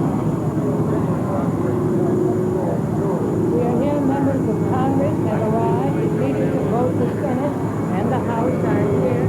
Their wands are with them. Their wands are in cheers. You see the great jet arriving now. Here it is. It's come here. It's the great plane, the United States of America, that is rolling up to the concourse here. And here is the plane now. Made the flight back from Dallas. Plane coming in here at Andrews Air Force Base, just outside Washington. The presidential jet, momentarily, the lights went out here at the Air Force Base. The hundreds of reporters couldn't see anything. Now the lights are back on. Cabinet officers, diplomats, senators, congressmen. This tragedy. Come out here in the dark and honor guard now, walking up to the tail of the presidential jet.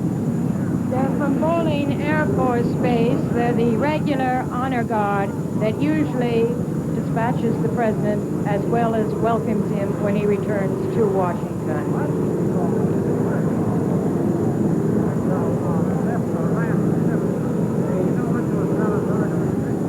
An Army helicopter has just landed, making a great deal of noise.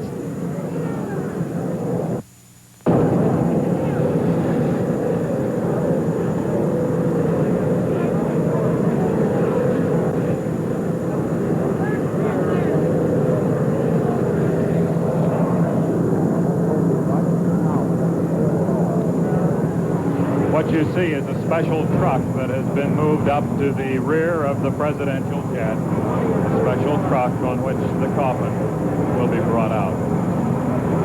A helicopter is standing by just near the presidential jet to take the coffin away. The men are now struggling with the casket. It appears to be the casket, struggling to get it out of the plane.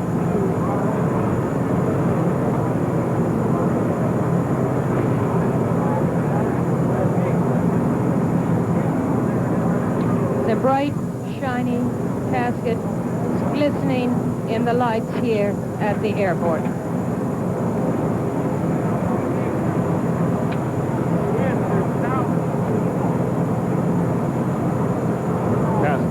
dark brown in color, slightly reddish.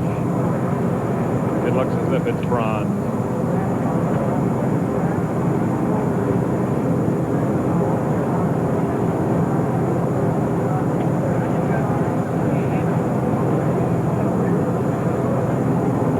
The honor guard slowly marches away from the plane, leaving room for the elevator-like apparatus that is now being lowered.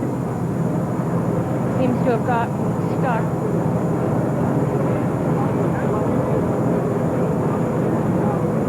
The apparatus is coming down now.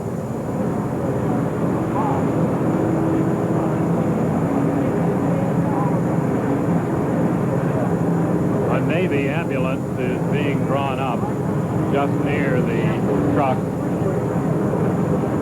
which lowered the casket from the plane. It is our understanding here that the body will be flown by helicopter from here, possibly to Bethesda Naval Hospital. Other senators have reported that the body will be taken by helicopter straight to the White House. There is some difference of opinion as to the exact plans.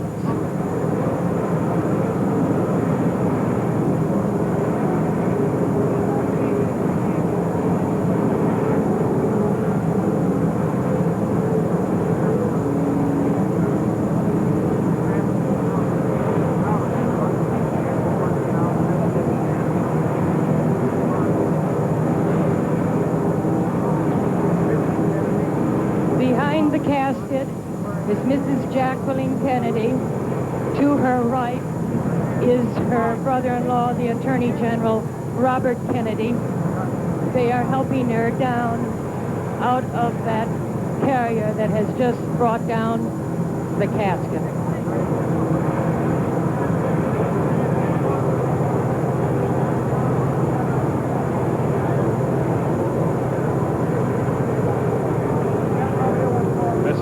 Is apparently getting into the ambulance, the Navy ambulance, with the casket.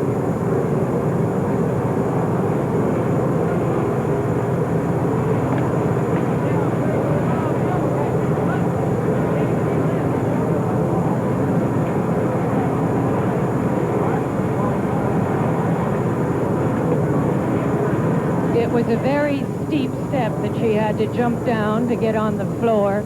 Aides helped her do it. She was helped also by her brother-in-law, the Attorney General, Robert Kennedy. President Lyndon Johnson and Lady Bird Johnson are standing just near the door in the rear of the presidential jet, waiting. Mrs. Lyndon Johnson is holding the new president's hand. The Navy ambulance moves off with the casket.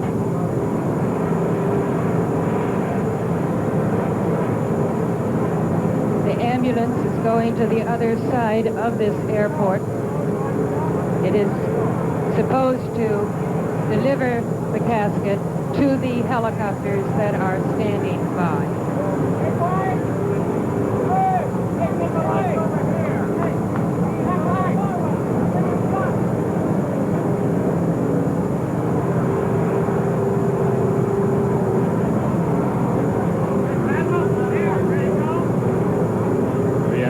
Moving past the Guard of Honor, a cordon of soldiers, airmen, lining the field here, and behind them thousands of young airmen from Andrews Air Force Base who have come here up to the fence to see. Secret Service man comes down the steps of the airplane. Now, new President Lyndon Baines Johnson with his wife, Lady Bird. They're coming down the steps. They are followed by Johnson aides, including Mrs. Carpenter, Mr. Bill Moyers, former Congressman Homer Thornberry,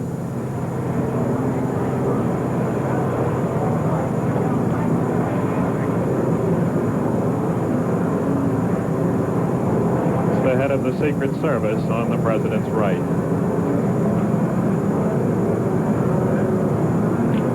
Secretary McNamara and other officials greeting the new president. As he moves now in the direction of an Army helicopter. That was Secretary McNamara, I think, who just leaned over and affectionately kissed Mrs. Johnson.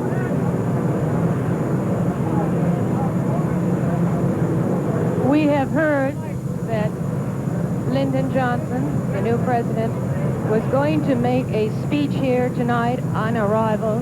The microphones are set up. He appears to be walking toward them now.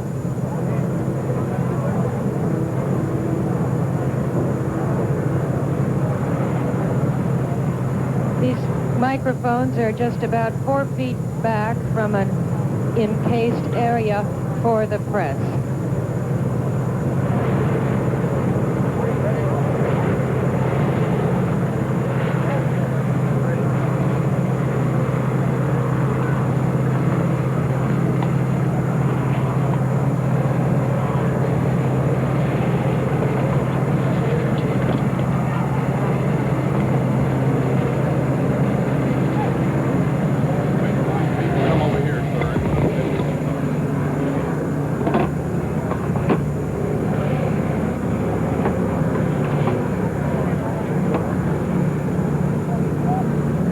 This is a sad time for all people. We have suffered a loss that cannot be weighed. For me, it is a deep personal tragedy. I know that the world shares the sorrow that Mrs. Kennedy and her family bear. I will do my best. That is all I can do. I ask for your help and God's.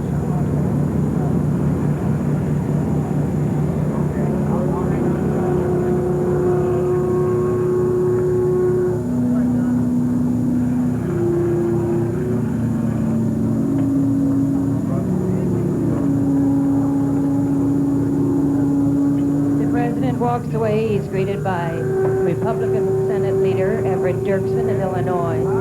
Hubert Humphrey, the Democratic whip of the Senate, also talking to him. President Johnson has called a meeting of the leaders of both parties, both houses of Congress, to meet with him at the White House tonight at 7:15. Senator Dirksen said earlier this evening he thought the plans of Congress would depend on precisely when the funeral is. Many members want to go to Boston for the funeral. But he said he did not feel that Congress would adjourn or recess because of what has happened.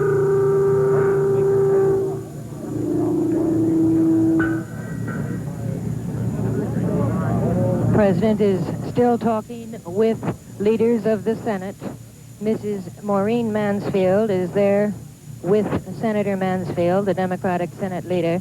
Mrs. Mansfield was weeping before, as were many of the women who came out here to the airport. The Office of Protocol tells us that almost every embassy in town called the State Department today to find out the plans so that they could be here when the plane arrived at Andrews Air Force Base.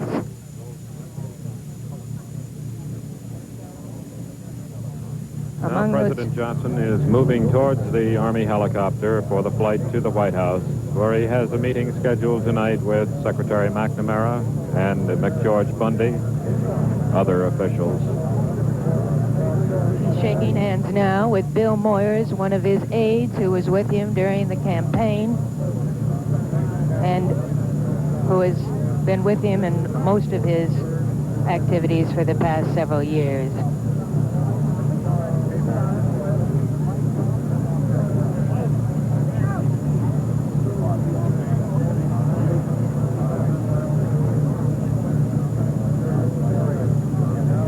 One of the people who came out here was Senator Aiken, who said I'm just beginning to realize what happened. President Johnson needs our help.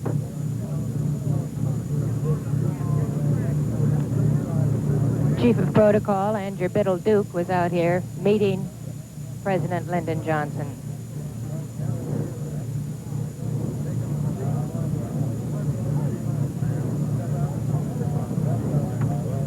This entire ceremony here has been hastily improvised.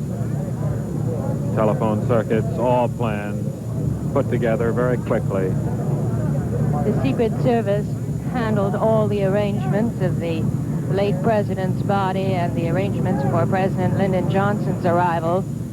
The Air Force Base itself, the Air Force handled all the many other details that were necessary at a time like this.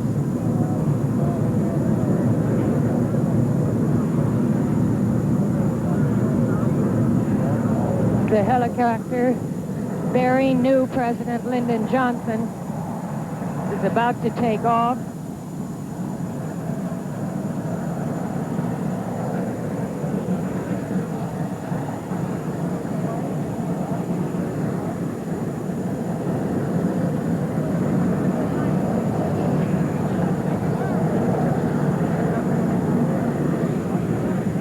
Now the Army helicopter is preparing to take off.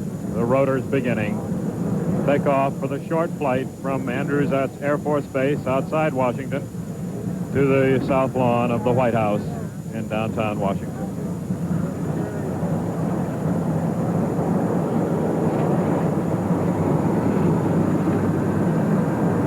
Inside the helicopter, you can see aides talking in animated, very concentrated conversation.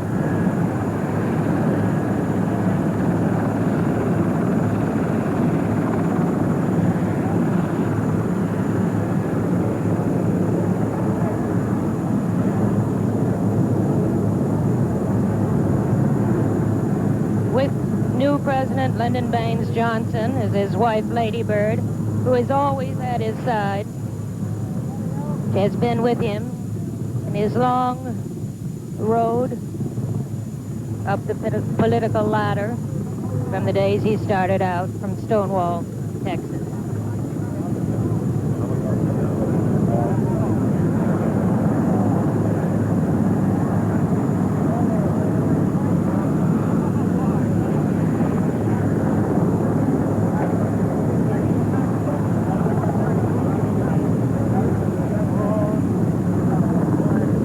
The honor guard is now disappearing from the field. Press, dignitaries are moving away. The plane, the presidential plane, the United States of America, it bears no other insignia but that. There, the baggage is being taken off, hastily packed.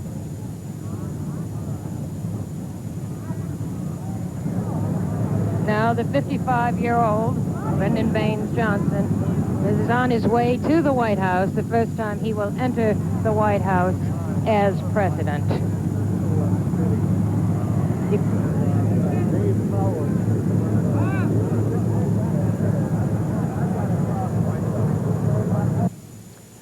Thus, the arrival in Washington, the body of the late President John F. Kennedy and President Lyndon B. Johnson. President Johnson walked off the aircraft rather slowly, his wife beside him. He walked up to a cluster of microphones and said, "This is a sad time for all people." Speaking of the death of the president, he said, "It's a loss that cannot be weighed," called it a deep personal loss. Then President Johnson said, "I will do my best. That is all I can do. I ask for your help and God's." That is all he had to say.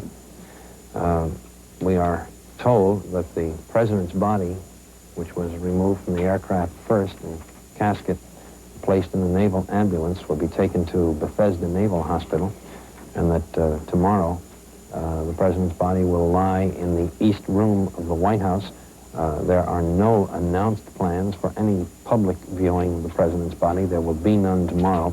Members of the family, top officials of the government, members of Congress, and members of the diplomatic corps will go to the White House tomorrow at specified times to pay their respects to the late John F. Kennedy. President Johnson is on his way to the White House now. Later this evening, he will meet with Defense Secretary McNamara, with McGeorge Bundy, the presidential advisor, and then with leaders of both parties from the House and the Senate for discussions. He was met at the airport by members of Congress. Senator Mansfield was there, as was Senator Dirksen, the Republican leader in the Senate. President Johnson looked extremely severe, extremely shaken by what he had gone through, as did his wife, Mrs. Johnson, standing by his side as he spoke his first public words as President of the United States, the 36th President.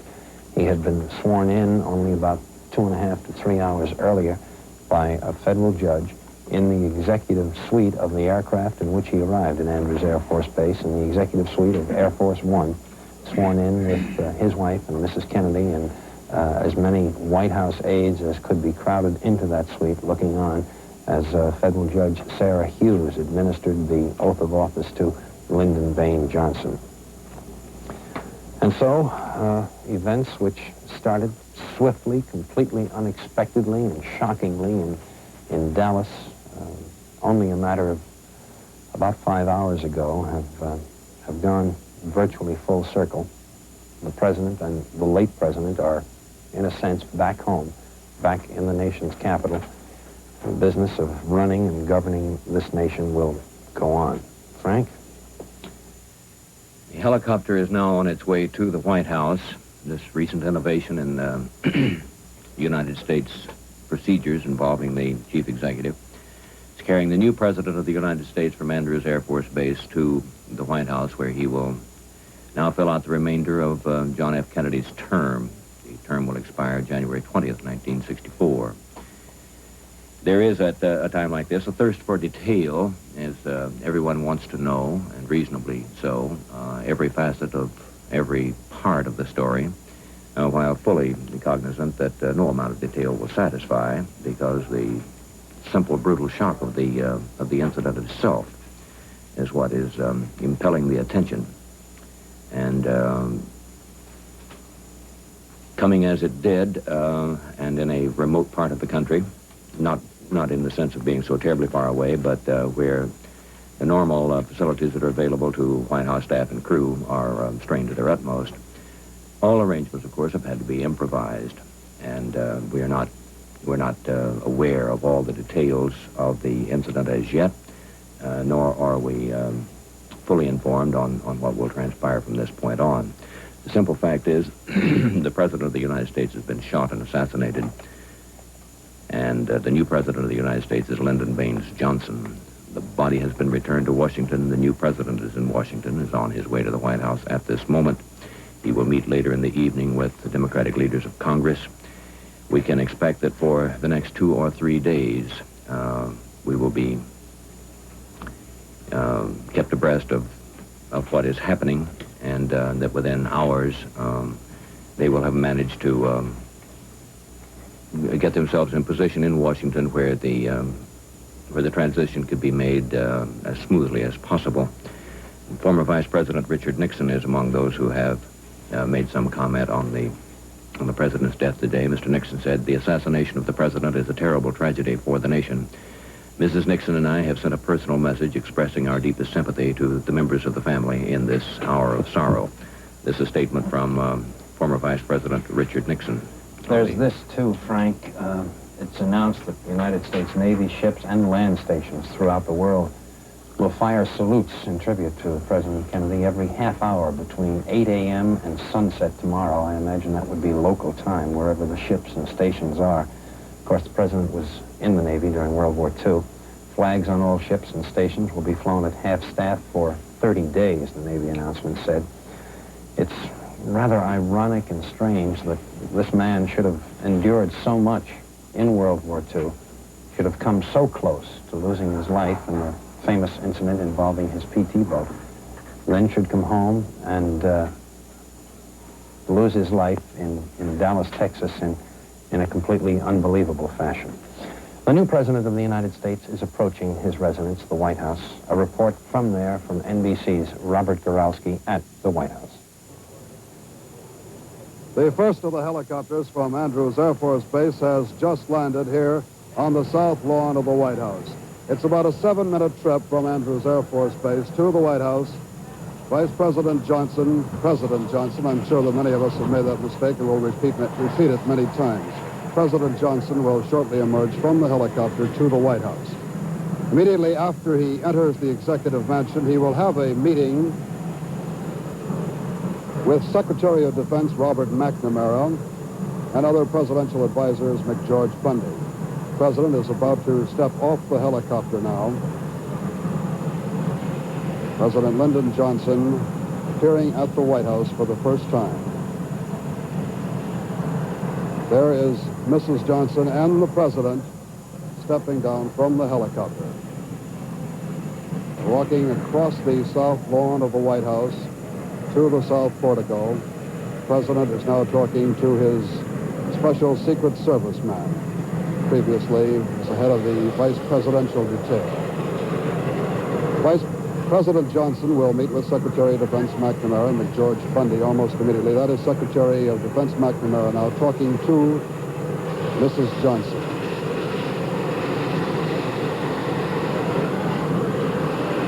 Now they walk under the south portico where they will go into conference at 8 o'clock this evening. About an hour and a half from now, President Johnson will meet with the leadership, Democrats and Republicans of the Congress.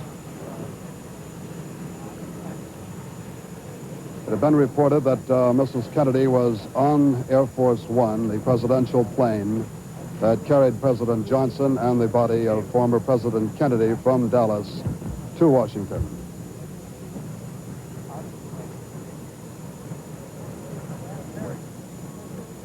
It's not yet known exactly what Vice President Johnson will do in moving to change the personnel at the White House. Undoubtedly, he will keep many of the personnel who served under Mr. Kennedy.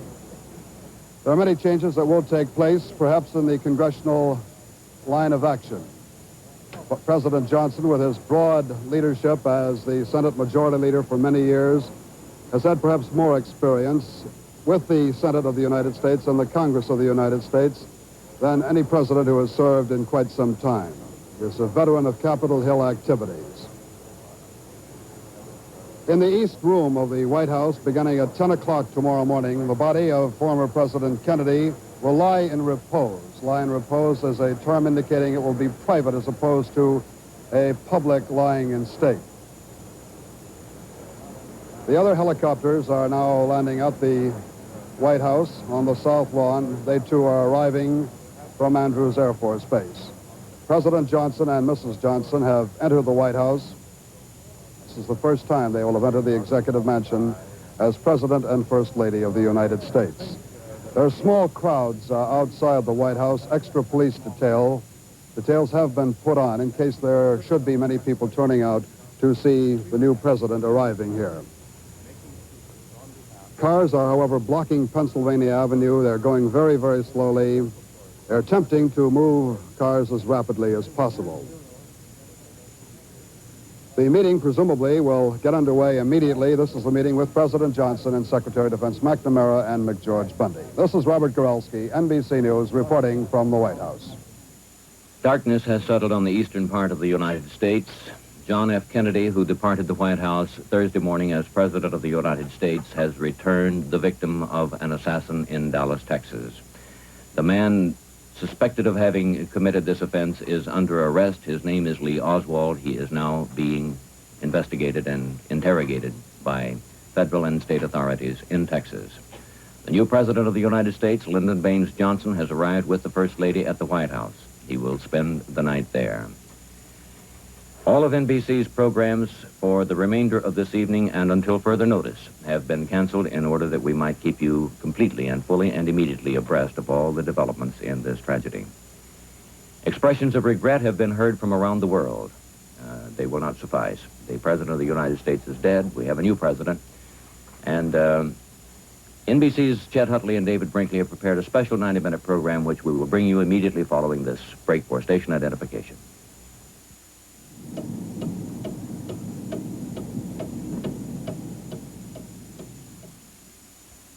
The shots that rang out in Dallas on November 22nd, 1963 really were shots heard around the world. By this time on that day, most Americans home from work and school were transfixed in front of their television sets.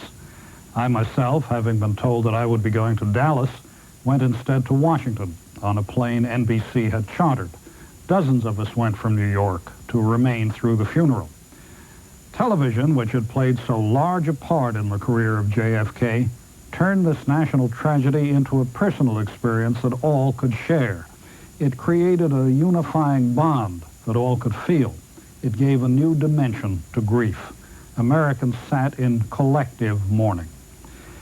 In a sense, the historic nature of this epic television ordeal made the viewers more than just spectators. Each was somehow a participant in the drama. It was an unprecedented spectacle as together Americans shared the bitterness, the anger, the anguish, shame, and confusion. John F. Kennedy was dead. He was now the stuff of legend, and all that he could do for his country was somehow suspended in time between history and myth. Nothing did more to nourish the myth than the continuing television coverage that weekend. What follows is the way America reacted on the night John Kennedy died as broadcast by NBC News. And it is, by the way, at times like this that a news organization finds out how good it is, whether it can do the hard jobs, the grim ones. For the next hour and a half, we're featuring select portions of NBC's coverage from the remainder of that mind-numbing day 25 years ago.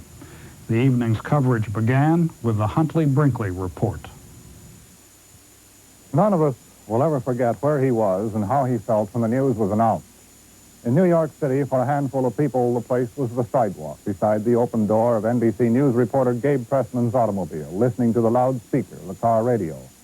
They had known for some minutes that the president was gravely wounded. Then came the instant when the worst was confirmed. A flash from Dallas. Two priests who were with President Kennedy say he is dead of bullet wounds. This is the latest information we have from Dallas. We are, of course, standing by to give you all available information as it comes to us. I will repeat with the greatest regret this flash. Two priests who were with President Kennedy say he has died of bullet wounds. Find it hard to believe.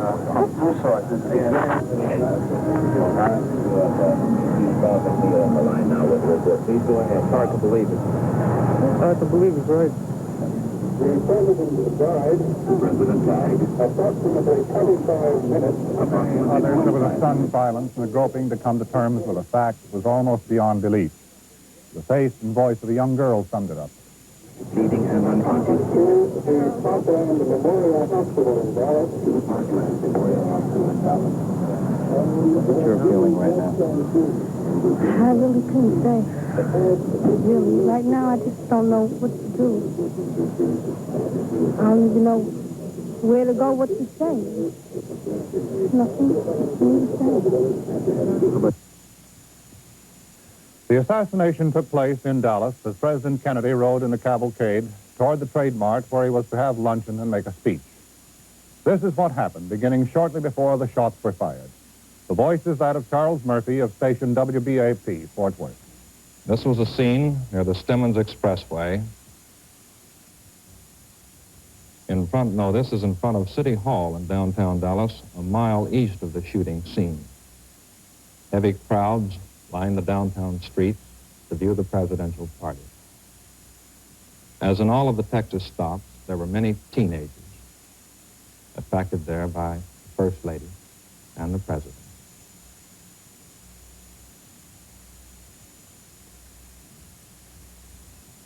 This is Main Street in Dallas. Is this moving west?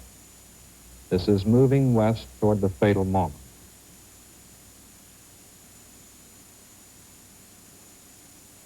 The motorcade is traveling at about 20 to 25 miles an hour, slowly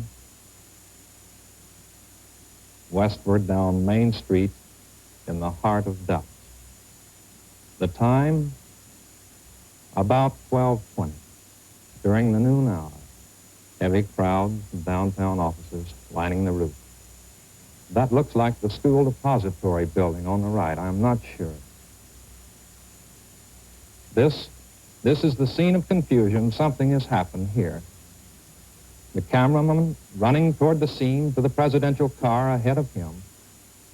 We caught just a blurred glance of the old school depository building from which the sniper fired the shot. This is the reaction from the crowd.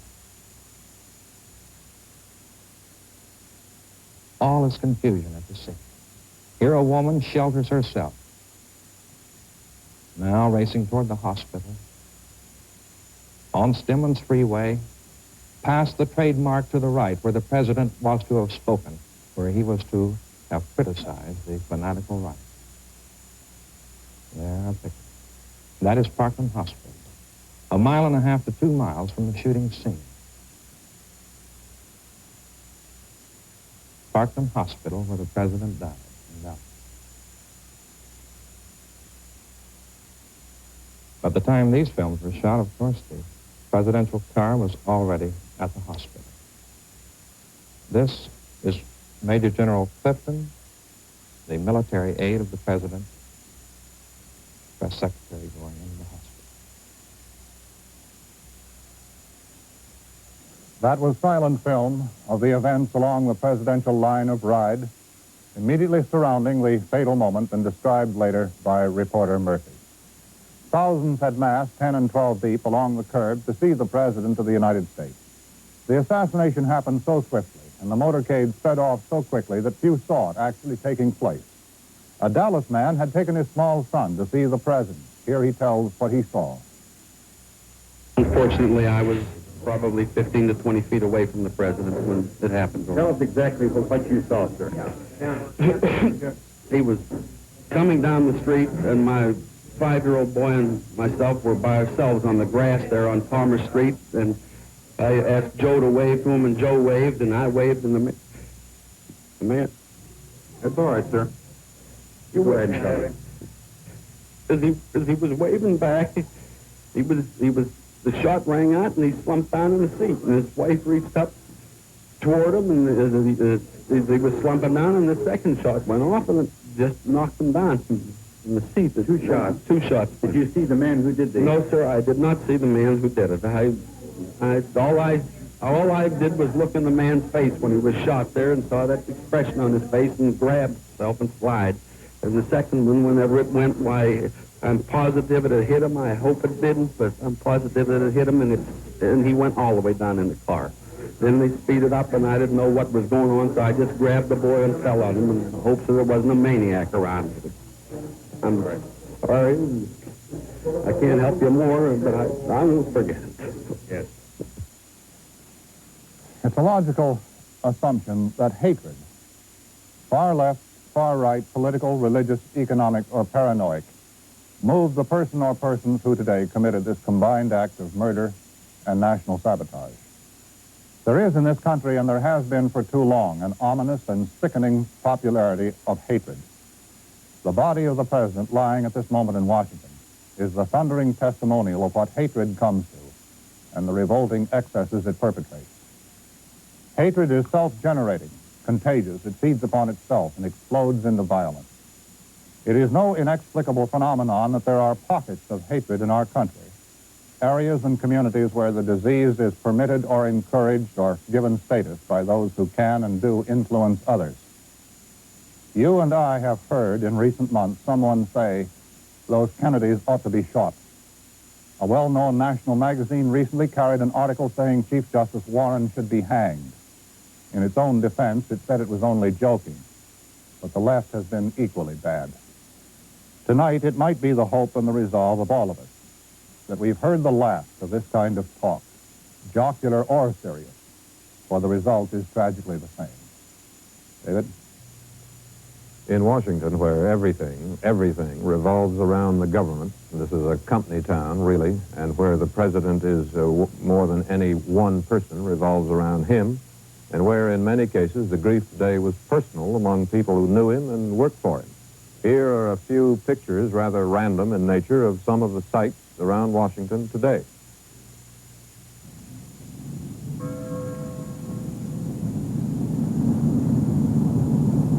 flags on embassies as well as on all other public buildings at half-staff.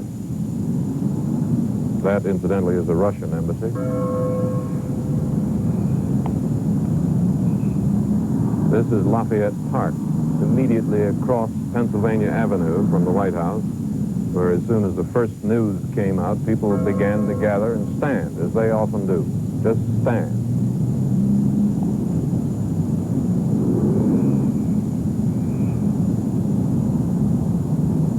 The police roped off the sidewalk immediately in front of the White House. St. Matthew's Cathedral is a few blocks from the White House. I rushed up to the chair and said, Senator Kennedy, your brother, the president, has been shot. He gave a jerk with his body tensed, but he was absolutely calm. And as I recall, Senator Kennedy, then presiding over the Senate, when he heard this awful news, said no. And that was all.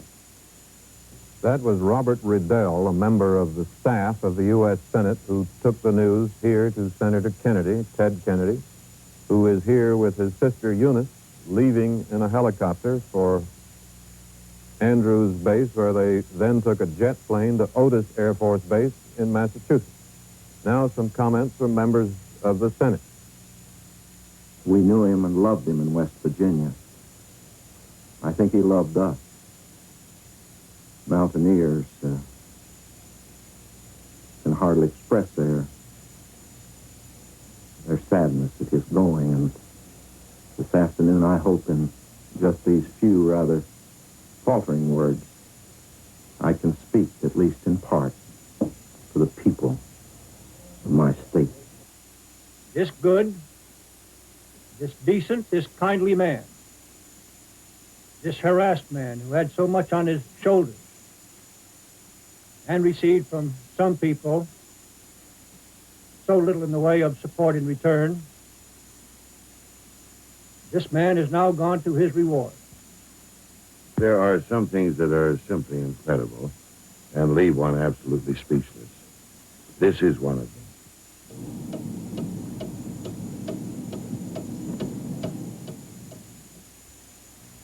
John Fitzgerald Kennedy was 46 years old last May. He had been president since January 20th, 1961. He was born to wealth. He was devoted to the public service. The administration of John F. Kennedy began with these inaugural words. Let the word go forth from this time and place to friend and foe alike that the torch has been passed to a new generation of Americans born in this century, tempered by war, disciplined by a hard and bitter peace, proud of our ancient heritage, and unwilling to witness or permit the slow undoing of those human rights to which this nation has always been committed and to which we are committed today at home and around the world.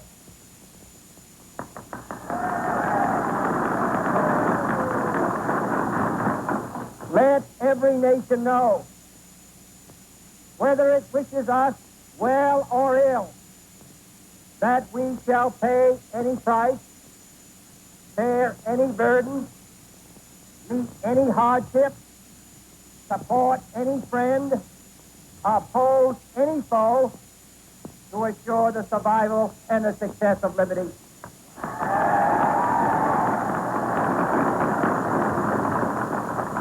This much we pledge and more. To those old allies whose cultural and spiritual origins we share, we pledge the loyalty of faithful friends. United, there is little we cannot do in a host of cooperative ventures. Divided, there is little we can do, for we dare not meet a powerful challenge at odds and split asunder. To those new states whom we welcome to the ranks of the free, we pledge our word that one form of colonial control shall not have passed away merely to be replaced by a far more iron tyranny. We shall not always expect to find them supporting our view, but we shall always hope to find them strongly supporting their own freedom, and to remember that in the past, those who foolishly sought power by riding the back of the tiger ended up inside.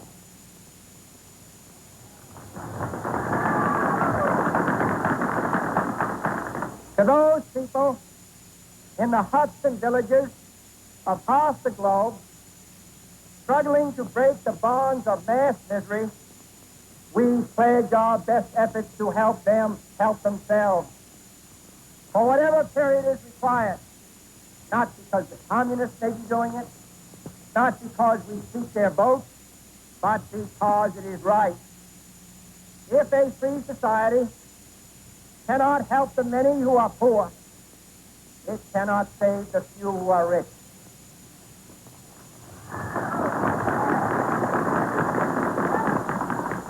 To our sister republics south of our border, we offer a special pledge to convert our good words into good deeds. In a new alliance for progress, to assist free men and free government in casting off the chains of poverty. This peaceful revolution of hope cannot become the prey of hostile powers. Let all our neighbors know that we shall join with them to oppose aggression or subversion anywhere in the Americas. And let every other power know that this hemisphere intends to remain the master of its own house. Crises were not long delayed. Precisely 3 months after entering the White House, the president stood before the nation to acknowledge the Bay of Pigs fiasco. There followed the first trip to Europe and an inconclusive meeting with Khrushchev in Vienna.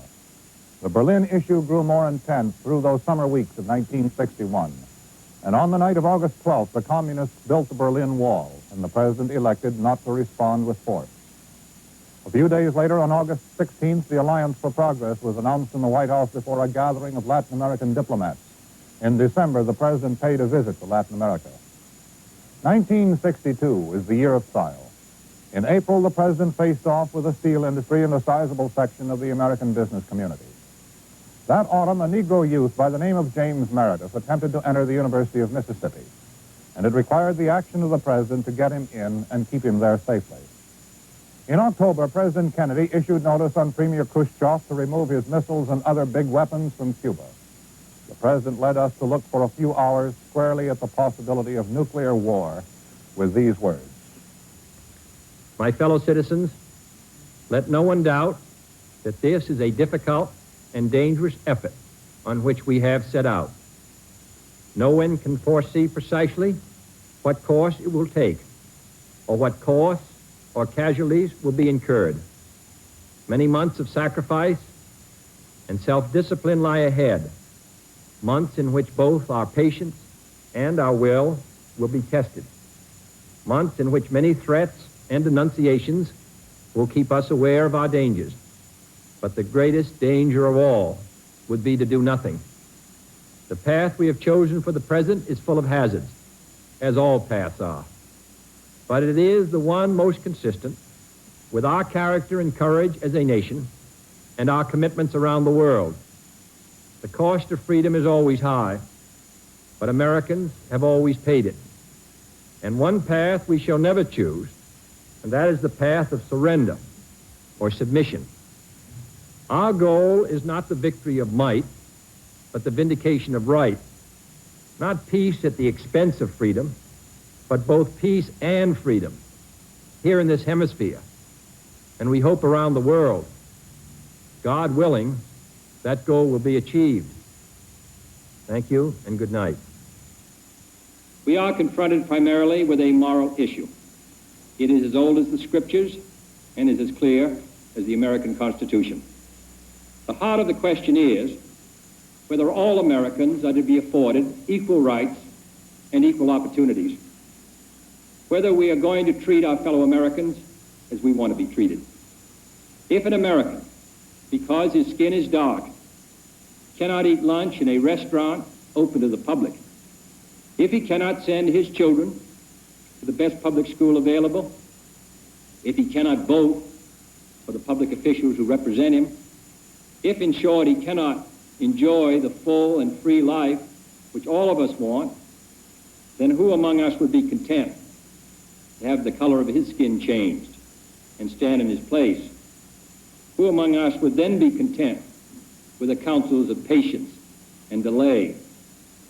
100 years of delay have passed since President Lincoln freed the slaves, yet their heirs, their grandsons, are not fully free. They are not yet freed from the bonds of injustice. They are not yet freed from social and economic oppression. And this nation, for all its hopes and all its boasts, will not be fully free until all its citizens are free. We preach freedom around the world, and we mean it. And we cherish our freedom here at home. But are we to say to the world, and much more importantly, to each other, that this is a land of the free, except for the Negroes? That we have no second-class citizens, except Negroes? That we have no class or caste system, no ghettos, no master race, except with respect to Negroes? Now the time has come for this nation to fulfill its promise. The events in Birmingham and elsewhere have so increased the cries for equality that no city or state or legislative body can prudently choose to ignore them. The fires of frustration and discord are burning in every city, north and south. Where legal remedies are not at hand, redress is sought in the streets, in demonstrations, parades, and protests, which create tensions and threaten violence and threaten lives. We face, therefore, a moral crisis as a country and a people. It cannot be met by repressive police action. It cannot be left to increase demonstrations in the streets. It cannot be quieted by token moves or talk. It is a time to act in the Congress, in your state and local legislative body, and above all, in all of our daily lives. It is not enough to pin the blame on others, to say this is a problem of one section of the country or another, or deplore the facts that we face. A great change is at hand, and our task, our obligation, is to make that revolution, that change, peaceful and constructive for all. So far, Lee Oswald has only been accused of killing a Dallas policeman. As far as the assassination is concerned, he is described only as a prime suspect. He has denied any knowledge of the assassination of the president.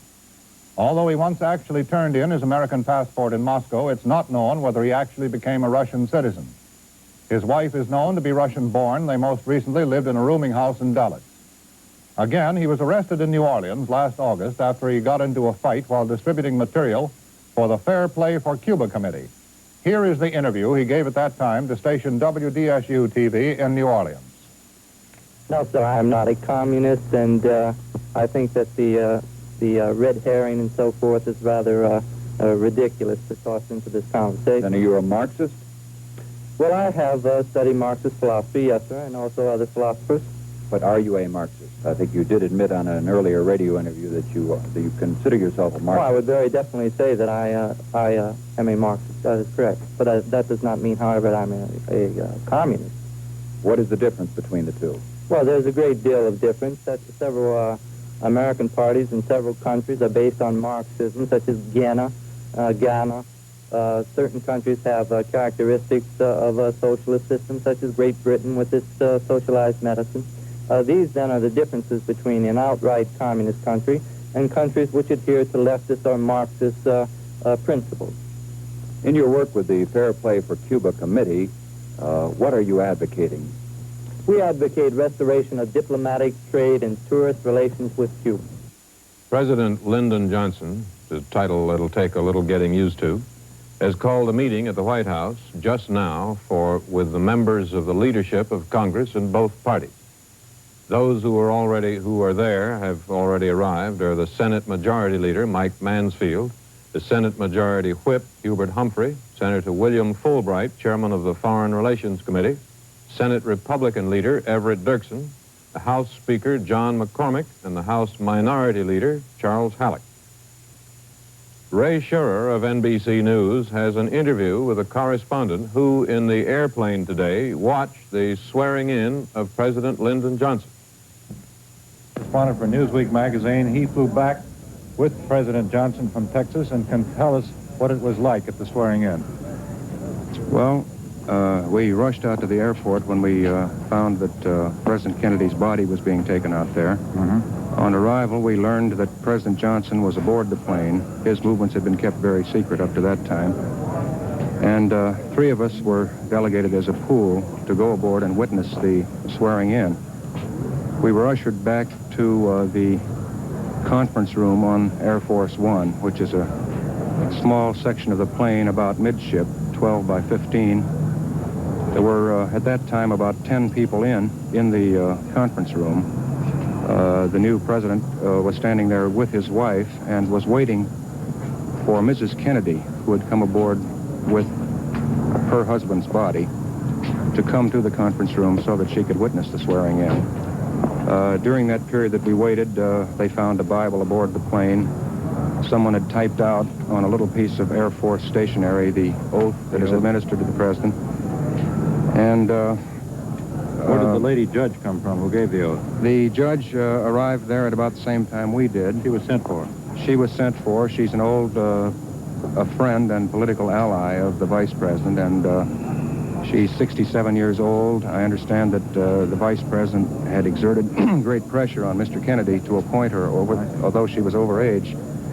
Well, how did it go then? Eventually, Mrs. Kennedy came into the room, and although she was, her legs were still spattered with blood, she was amazingly composed. She was either in shock or has amazing control of herself. And the vice president then asked his wife, Lady Bird, to stand on his right, and Mrs. Kennedy to stand on his left. The judge held this small Bible out, and the new president put his hand on the Bible, raised his right hand, and repeated the oath. The president then turned and kissed Lady Bird. Lady Bird stepped forward and shook hands with Mrs. Kennedy and said, "The whole nation mourns your husband." And at this point, many people, I'd say there were about 27 people in this tiny compartment, pressed forward to speak to the president. Most of it was on the line, "God be with you," of course. That was how President Johnson was sworn in aboard an aircraft. You've been listening to Charles Roberts, White House correspondent for Newsweek magazine. Ray Scherer, NBC News at the White House.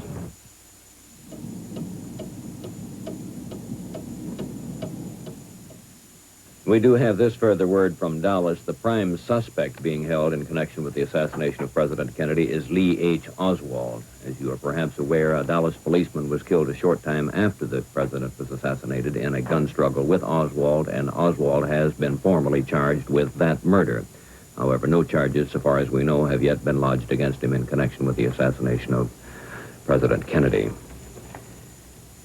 We have a report from Dallas bearing on this suspect, Oswald. It says the gunman who slew the President of the United States was a calculating man, that he had to be. For the shots that killed the President and wounded Texas Governor John Connally came from a pre-selected spot with a clear view of the motorcade. And there was evidence that the gunman sat and calmly gnawed fried chicken, waiting for the moment to kill. Police have one suspect, a man with ties to the shooting, but Lee H. Oswald, who is 24 years old, after 2 hours of questioning, more than that by now, is still clinging to his story that he did not do it. The fatal shots came from a floor of the Texas School Book Depository building. It was at a 45-degree angle about 100 yards away. Police know at least that much. They found the rifle partly hidden behind some books. It was a bolt-action model. We still do not know exactly what kind of rifle it was. We've had conflicting reports throughout the afternoon, some saying that it was British, others that it was German, even Japanese. They found some spent cartridges and scraps of the chicken meal. Thousands of persons were in the vicinity. The route of the president had been well publicized, and maps in the newspapers were pinpointed with the route that the president's motorcade would follow. 45 minutes after the president was shot, a Dallas policeman was slain, and this led to the arrest of Oswald, who has now been charged with that murder. Oswald was taken from a small theater, and he put up a fight, firing once from a pistol and cutting patrolman N.M. McDonald in a scuffle. Oswald, who's about 5 feet 9 inches tall and weighs about 160 pounds, answered the description of a young man sighted at the book depository building just before the president was shot. He was arrogant as he was brought in for questioning. When he saw a crowd of newsmen, he raised his handcuffed hands in a clenched fist.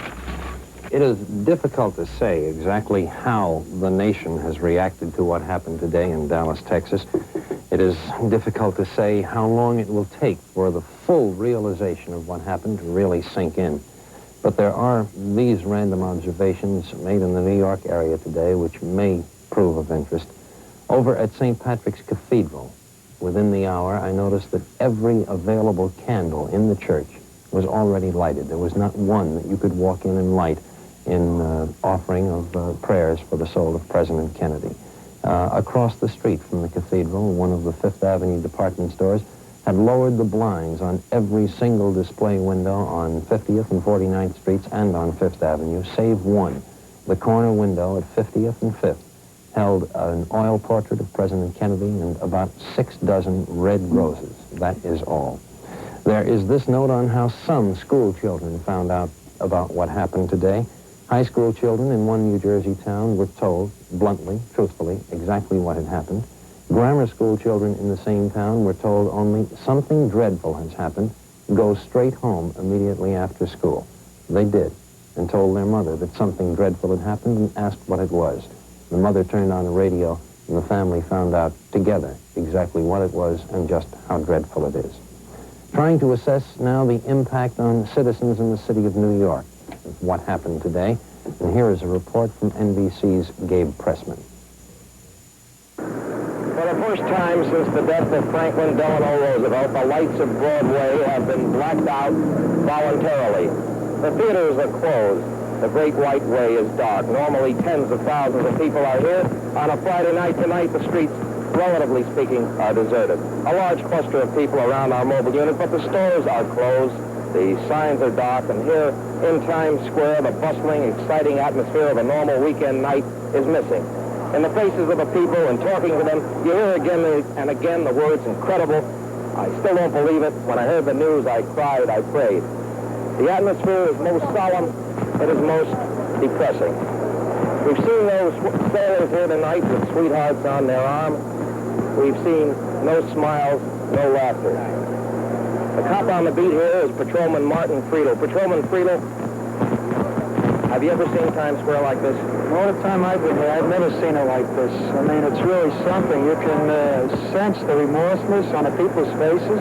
You can see it on them, and you can also sense it.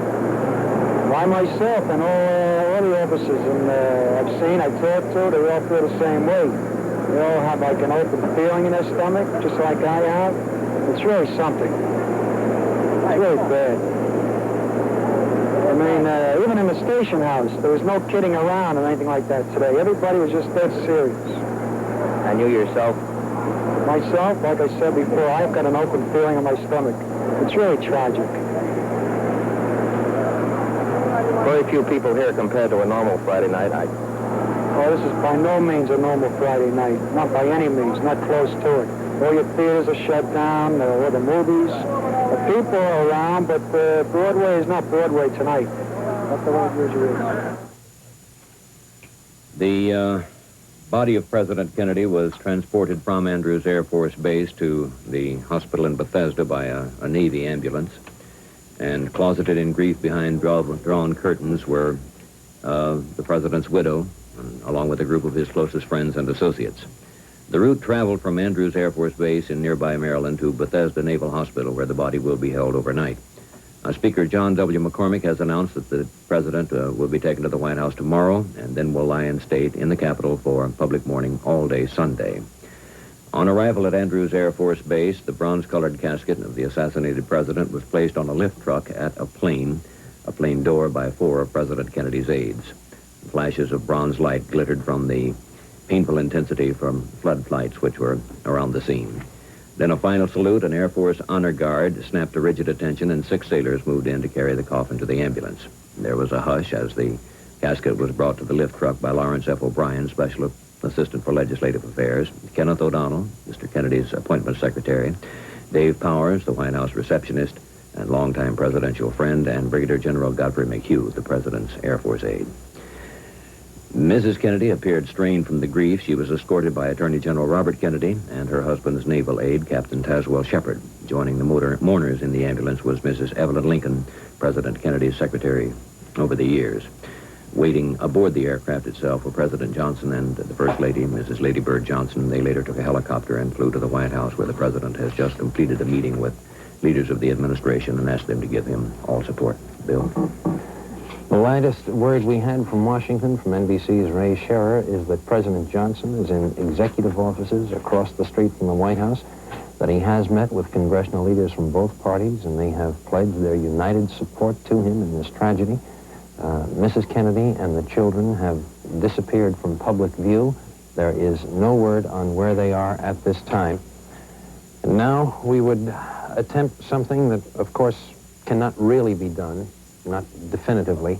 Nonetheless, we will try to, in words and pictures, bring you a summation, an evaluation of the man who died today.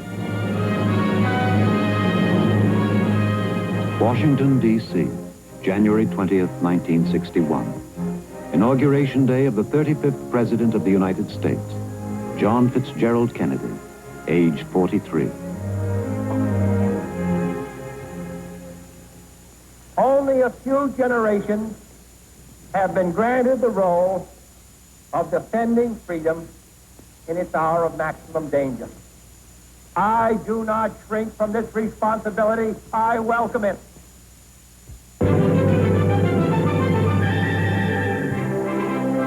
That responsibility and its cares came thick and fast. But this was a festive day for Mr. Kennedy and his young wife. They had just had their second child, John Jr., and the president was not yet 44 years old. Experience in the House and the Senate were his preparation for the presidency. In a sense, though, his training had begun long, long years before he entered the House at 1600 Pennsylvania Avenue, the youngest man ever elected president, the exponent of the new frontier, partisan of a new, young look at a tangled world. John Fitzgerald Kennedy was the second of 9 children in the family of financier Joseph P. Kennedy. He was a lightweight, but he battled at football. He was schooled at Choate, then went to Princeton and Harvard. Before he'd finished college, he accompanied his father to England, where the elder Kennedy was appointed ambassador to the court of St. James. From this experience and his Harvard studies came his first book, published in 1940, Why England Slept, a study of the unpreparedness that helped lead to World War II. In that war, John Fitzgerald Kennedy commanded a PT boat in the Pacific. A Japanese destroyer rammed and sank it, but he kept his crew alive to be rescued after 5 days on a tiny island. His elder brother, Joseph Kennedy Jr., was not so lucky, killed in action over Germany. Joseph Kennedy Sr. had wanted his eldest son to be president. With his death, the task devolved on John Fitzgerald. The war set the stage for his political career. Mr. Kennedy's first battle in the political arena won him a congressional seat in 1947. From there, he moved on to the Senate, where he was one of the earliest to take the field against Teamster czar James Hoffa. While he was campaigning for the Senate, he met Jacqueline Bouvier, who later became his wife. Their courtship and marriage were delayed because of the press of politics, but as soon as his public work permitted, they were married. The ceremony was performed on September 12, 1953, at St. Mary's Church in Newport, Rhode Island. The ceremony performed by the Most Reverend Richard Cushing, now Richard Cardinal Cushing. Their wedding was considered one of the year's social highlights. Back in the Senate, Mr. Kennedy was faced with another problem. A war-incurred back injury began to give him trouble. He entered Manhattan's Hospital for Special Surgery in October 1954 and underwent a double fusion of spinal discs. After his recovery, Mrs. Kennedy said the day he threw away his crutches was one of the happiest in her life. Mr. Kennedy refused to let illness or his personal life interfere with his career. And in 1960, he went to the convention seeking nomination for the nation's highest office. The convention in Los Angeles was a knockdown, drag-out affair. Critics felt he was too young, that he lacked experience for the high office he sought. But his strategists overcame all opposition, and he was selected to face Richard Nixon in one of the nation's toughest elections. Mr. Kennedy was never one to duck a tough fight. When the campaign started, he came out full strength with a demand that Nixon debate with him on the key issues of the day. His opponent agreed, and they met in political combat in the world's first televised debate between two presidential candidates. There are some who say these televised meetings gave Mr. Kennedy the edge. There were no holds barred in the campaign that followed. Cuba and other key issues of the day occupied most of the interest. At no time was there any doubt that the election would be one of the closest in the nation's history. This was borne out on Election Day when the voters began going to the polls. Mr. Kennedy and members of his family waited out the election at Hyannisport in Massachusetts while the voters decided whether they wanted to continue the policies of President Eisenhower by electing his vice president or change the administration by sending a Democrat to the White House, the nation's first Roman Catholic president. The returns seesawed, first giving the edge to one side and then to the other. When there seemed to be no doubt that Mr. Kennedy had been elected president, he made this brief statement. Every degree of mind and spirit that I possess will be devoted to the long-range interests of the United States and to the cause of freedom around the world. So now my wife and I prepare for a new administration and for a new baby. Thank you.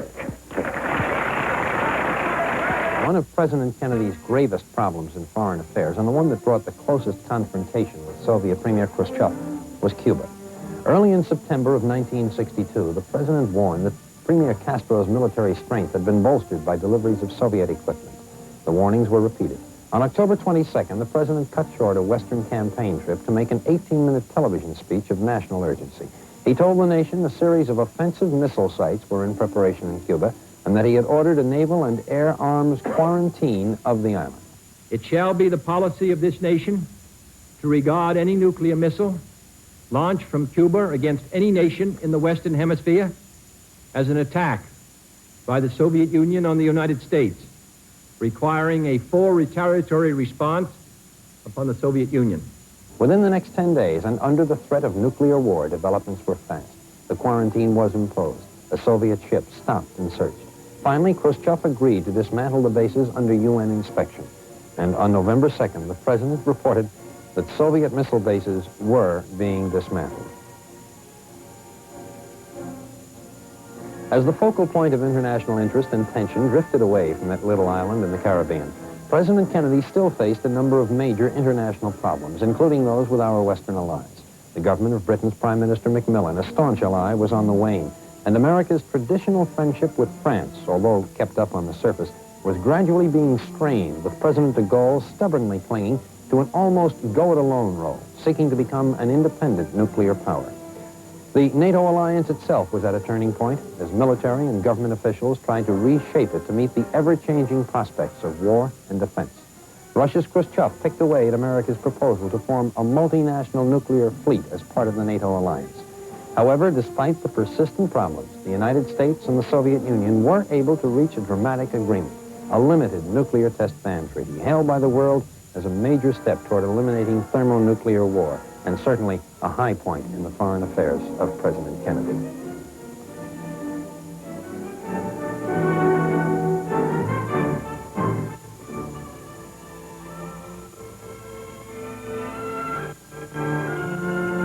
Mr. Kennedy, who sailed from his youth, made boating a chief relaxation. And with Mrs. Kennedy, he made festivities at last year's America's Cup race in Newport a very special occasion. The dinner was given by the Australian ambassador at the Breakers, one of the most famous mansions in Newport. The demands of state heavily curtailed the president's family life. There were times when formal occasions like this one had to provide the rare moments of relaxation with the First Lady. But the president and Mrs. Kennedy hoped for a normal life with 6-year-old Caroline and 3-year-old brother John. Last August, when the Kennedys were vacationing at Hyannisport, the First Lady gave birth to a boy. Tragically, John Bouvier Kennedy lived only a few days. But there were many happy days in Hyannisport where the president and his wife shared all their spare summer moments with the children. There was sailing and horseback riding and quiet private moments. On the domestic front, civil rights was Mr. Kennedy's greatest problem. Long, smoldering Negro resentment flared to impatience. It helped the presidency, but plagued Mr. Kennedy's every move in domestic policies. At one time, he made a direct appeal, such as this on Albany, Georgia. Let me say that I find it wholly inexplicable why the city council of Albany will not sit down with the citizens of Albany, maybe Negroes, and attempt to secure to them in a peaceful way their rights. The United States government is involved in sitting down at Geneva with the Soviet Union. I can't understand why the government of Albany, the City Council of Albany, cannot do the same for American citizens. Birmingham made the biggest headlines and gave Mr. Kennedy his biggest problems. Water hoses became a symbol of the passions aroused by the civil rights movement. Many of these passions were directed against Mr. Kennedy, and they were echoed in the Congress, where the president's support for equal rights and his far-reaching civil rights bill created a solid block of opposition to many of his other programs. Even the historic August March on Washington, to which Mr. Kennedy gave his blessing, failed to break the congressional logjam. And at what turned out to be his final news conference, Mr. Kennedy conceded that his civil rights bill would not pass this year.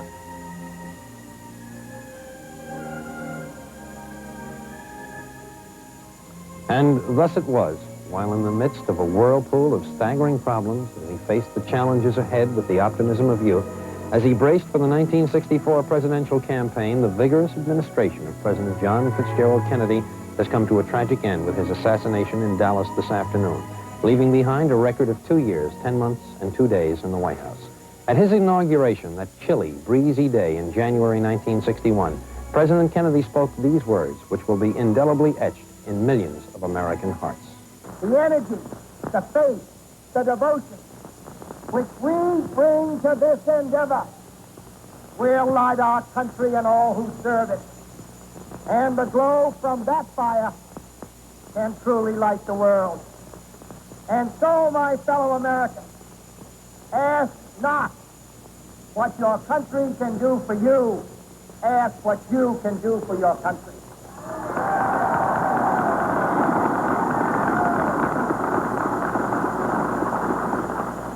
My fellow citizens of the world, ask not what America will do for you, but what together we can do for the freedom of man. President Johnson, as we have reported before, had a meeting of the leaders of Congress at the building next door to the White House, and among those present was Senator Smathers of Florida, who we now have on videotape a report from him on what happened at the meeting. Senator Smathers of Florida. Did Republicans give assurances of support at this time? I think that every Republican there, of course, he's a patriot and an American before he's a Republican, just as the Democrats are. Do you see any patriots? And everyone gave assurances of complete and total help and cooperation. Do you see any immediate changes? I don't know. I'm sure that this new president, of course, will have his own views, but I think generally speaking, he totally approved of the way that President Kennedy was conducting the affairs of the nation. Senator Smathers, could you describe the mood of President Johnson as you've just seen him? Well, he was as stunned and as shaken as everyone else was, probably in some respects more so, because he was right there when the tragedy occurred.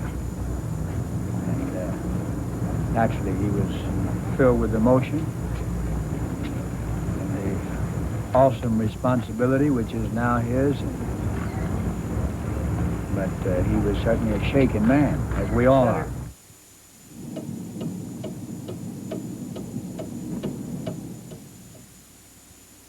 The lives of all of us have today been profoundly changed.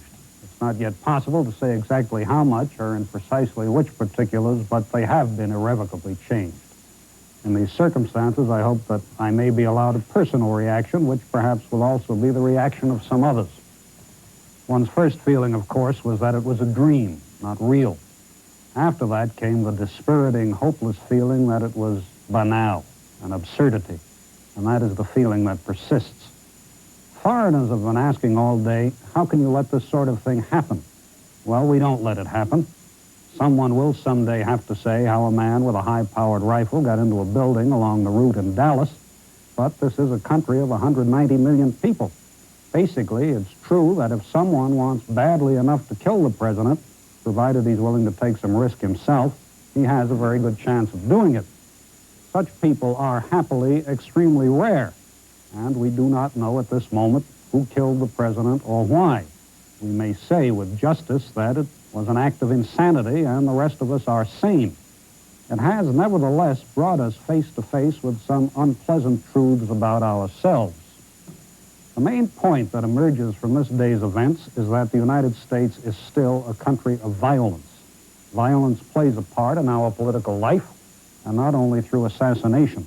We've seen that in the last 3 years and in the years before that. We are, some of us, in the habit of laughing at the Latin American nations for the way in which their governments turn over. A lot of them do turn over. Assassination, however, does not play a large part in their affairs. Latin American governments usually turn over without much killing. To pursue this point further, we are a people who worry a great deal about our image. It must be said that at this time, our image is not a very desirable one. We do not appear today as an adult country. For what happened today is not an isolated incident. There were attempts against President Roosevelt and against President Truman in our own time. 3 presidents before Mr. Kennedy died at the hands of assassins. So we have a nation in which emotions run high and in which conflicts are often stark. These conflicts arise from a number of sources: regional, economic, racial, religious, and ethnic.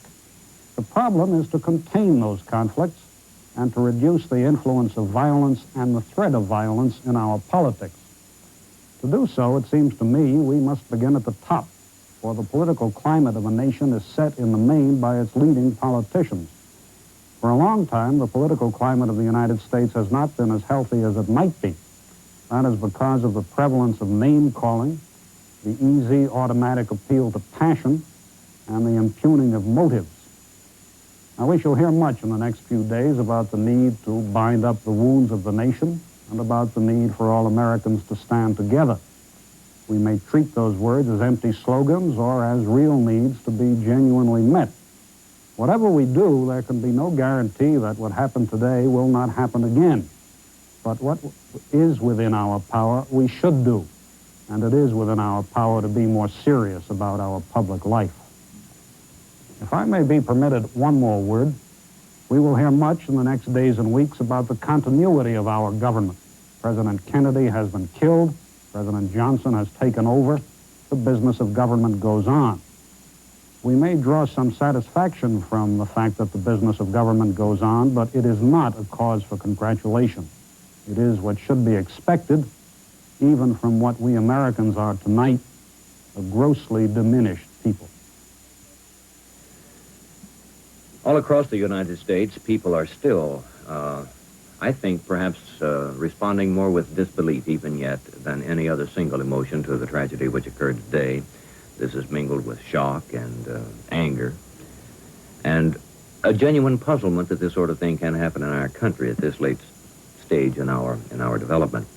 One of the places where we have had cameras brought out and mobile units set up is in San Francisco. So for a sampling of the mood in that West Coast city, we now go to station KRON-TV in San Francisco and Jerry Jensen. The atmosphere of gloom and silent despair which has fallen over every part of the United States today is very clearly in evidence here in San Francisco. And any difference in the reaction of the people here on the West Coast is perhaps due to the difference in time. Because of the time difference, people in San Francisco learned of the tragic assassination of President Kennedy even before noon today, so that they have had one half of a whole working day to contemplate this tragedy. A large crowd is now gathered. I'd like to get some reaction from you people. How do you feel about hearing this news? I still can't believe it. I know it happened, but I still can't believe it. Where were you when you first learned of the death? I work here at the Chronicle. I was at my desk. Sir, what are your feelings? I was shocked and almost beyond belief. I was at work when I first heard of it in Richmond, and knew somebody came into the office and mentioned something about it. It's still too much to believe. I'm very saddened by the horrible thing that happened. It's almost impossible still to comprehend the terrible disaster. Thank you. And you, sir? Well, I think this is something that everyone in the country shares the blame for. And I hope that everyone, especially the Southern white moderates, take every possible step they can to see that it never happens again or anything like it. I hope that the moderates, especially in the South, do everything they can to quell this type of fanaticism and stop it. This is going to destroy the South and perhaps the whole country. Sir? Well, sir, I worked for the Chronicle in the printing department as a machinist, and I was very saddened and shocked. Everybody I worked with was very heartfelt and sad. Mr. Kennedy, who has helped to do so much for our country, uniting for peaceful purposes and banning the bomb and civil actions that Mr. Kennedy was always for, and I feel it's a great loss to the country. Thank you, sir. Perhaps the best reaction is best summed up.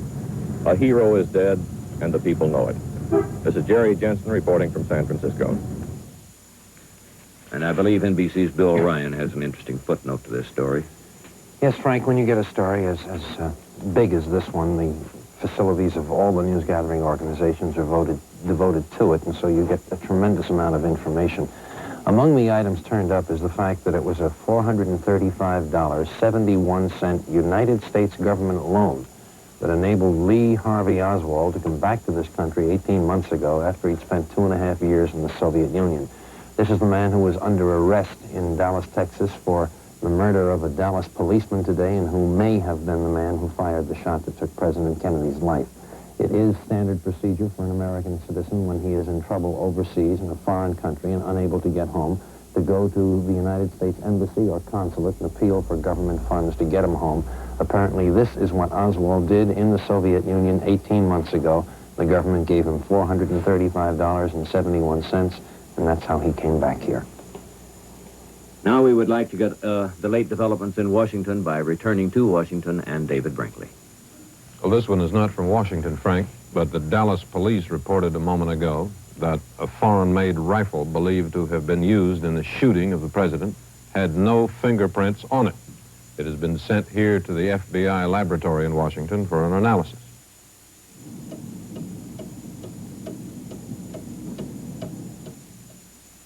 We have some late word on the condition of Governor John Connally of Texas, who was wounded by the sniper who assassinated President Kennedy. The latest report says that he is in stable and satisfactory condition tonight. He apparently has not learned of the president's death yet, however. Dr. Robert W. Shaw said Connally, who underwent surgery for more than an hour, was in better spirits.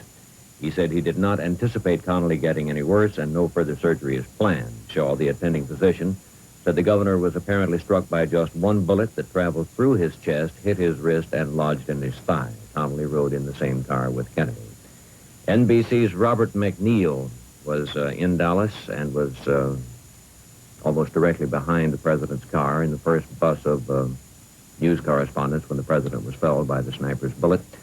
And he is still on duty in the Dallas-Fort Worth area now, so we would like to go to WBAP-TV in Fort Worth, Dallas, and NBC's Robert McNeil. It was one of those days that a reporter finds himself musing about when he's half asleep sometimes in a plane. Your mind drifts as you prepare for the big story. What is likely to happen at this moment and that? Sometimes your mind drifts to the most extreme thing that could happen. You hastily dismiss it because the most extreme thing never does happen. You pull your mind back to the ordinary things that always do happen. This day began in the rain with the ordinary things for a popular president on a grassroots tour, even if it was ostensibly non-political. For a young president with politics in his blood, a refreshing contact with the source of his power, a delirious crowd outside his Fort Worth hotel. His wife, he told them, wasn't there because she was still organizing herself.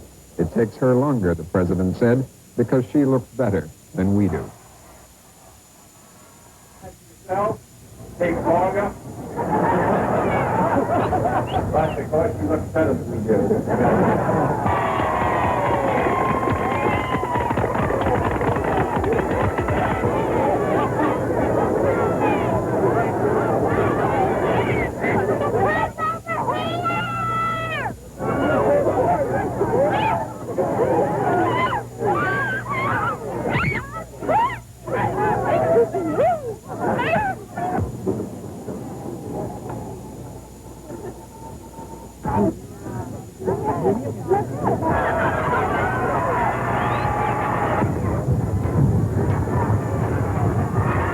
Mrs. Kennedy did appear a little later.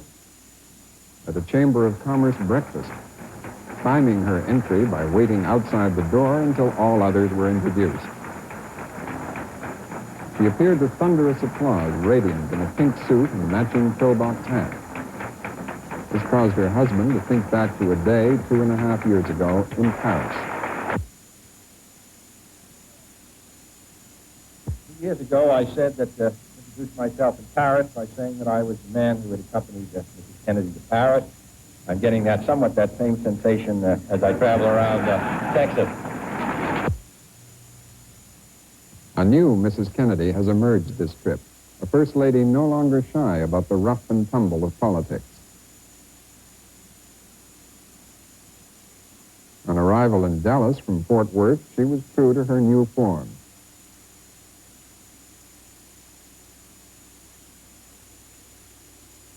She plunged ahead of the president into the ecstatic crowds. Some of them caught her glove, mauled her sleeve, even grabbed one of the roses off its stem. There were no hostile signs at the airport crowd, only eagerness for contact with the Kennedys.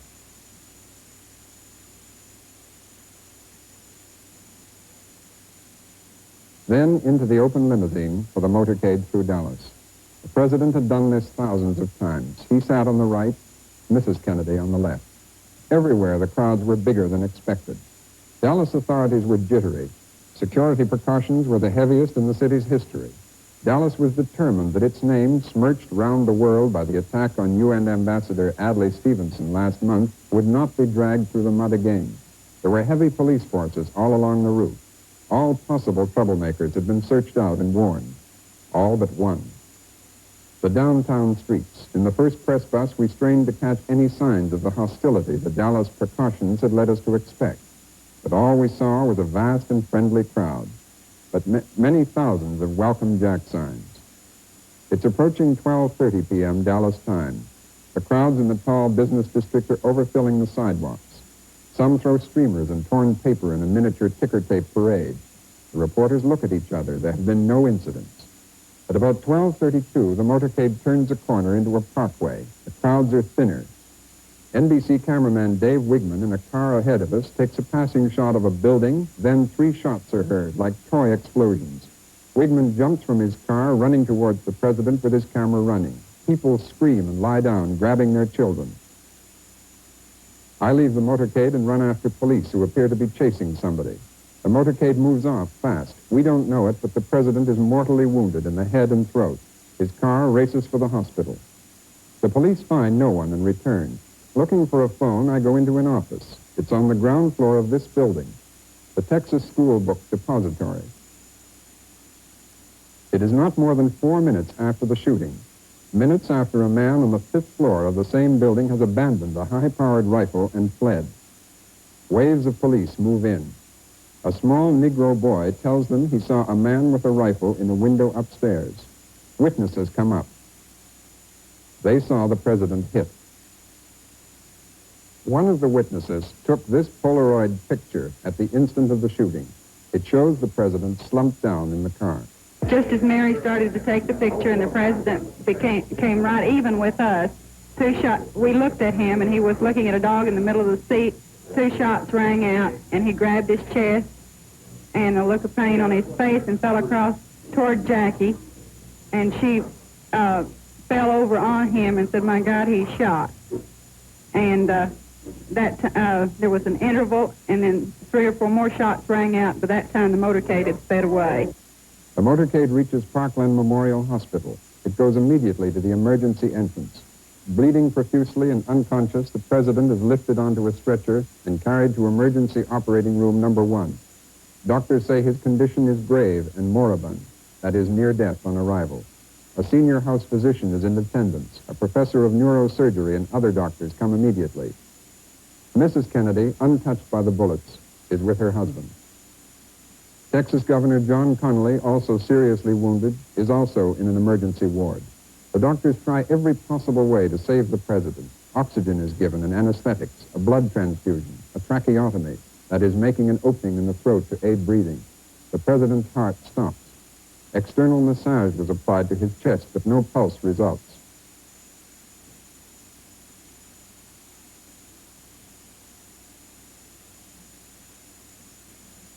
priest is called to administer the last rites of the Roman Catholic Church.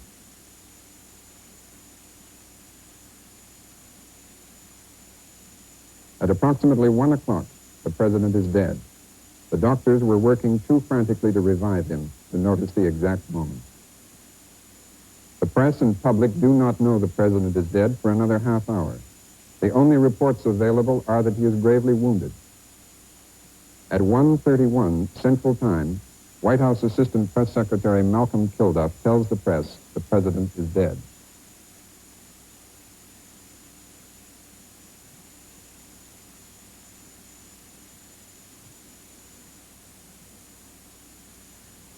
At that moment, Vice President Lyndon Johnson, suddenly the new president, leaves the hospital. A new Secret Service detail just arrived, forms up around him, and he leaves for the airport. There, in the president's jet plane, Air Force One, a hastily summoned woman federal judge with a borrowed Bible administers the oath of office. The president's body, in a bronze coffin, is flown to Washington.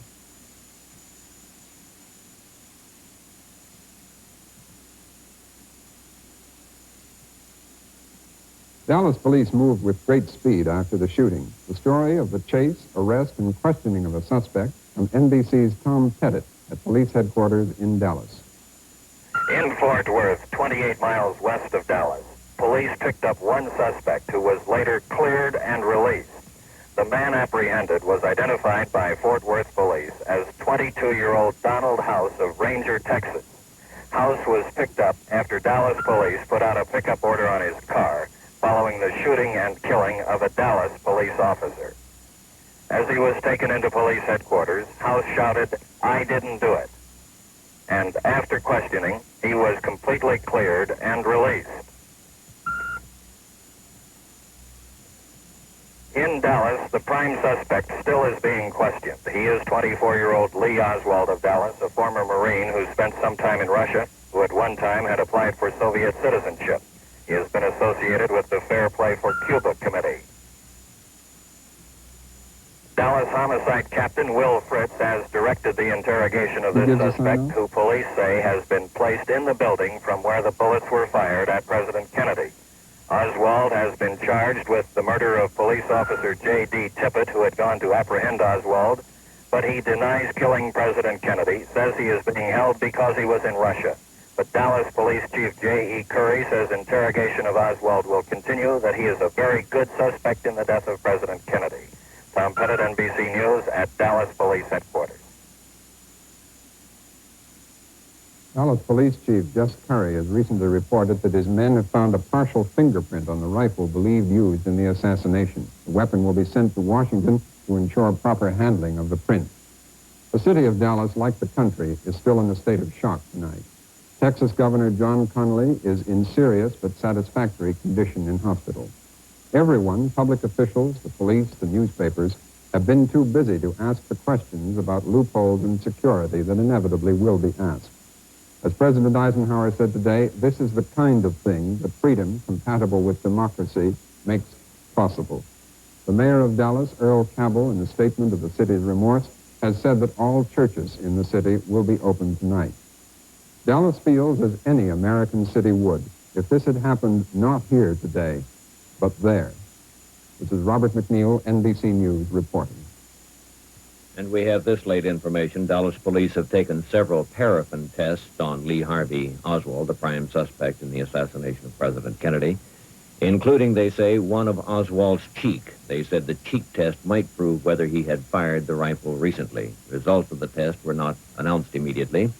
And a police department spokesman said a bag of half-eaten chicken and a soft drink bottle were found near the spot from which the fatal shot was fired, but that there were no plans to pump Oswald's stomach to determine if he had eaten chicken recently.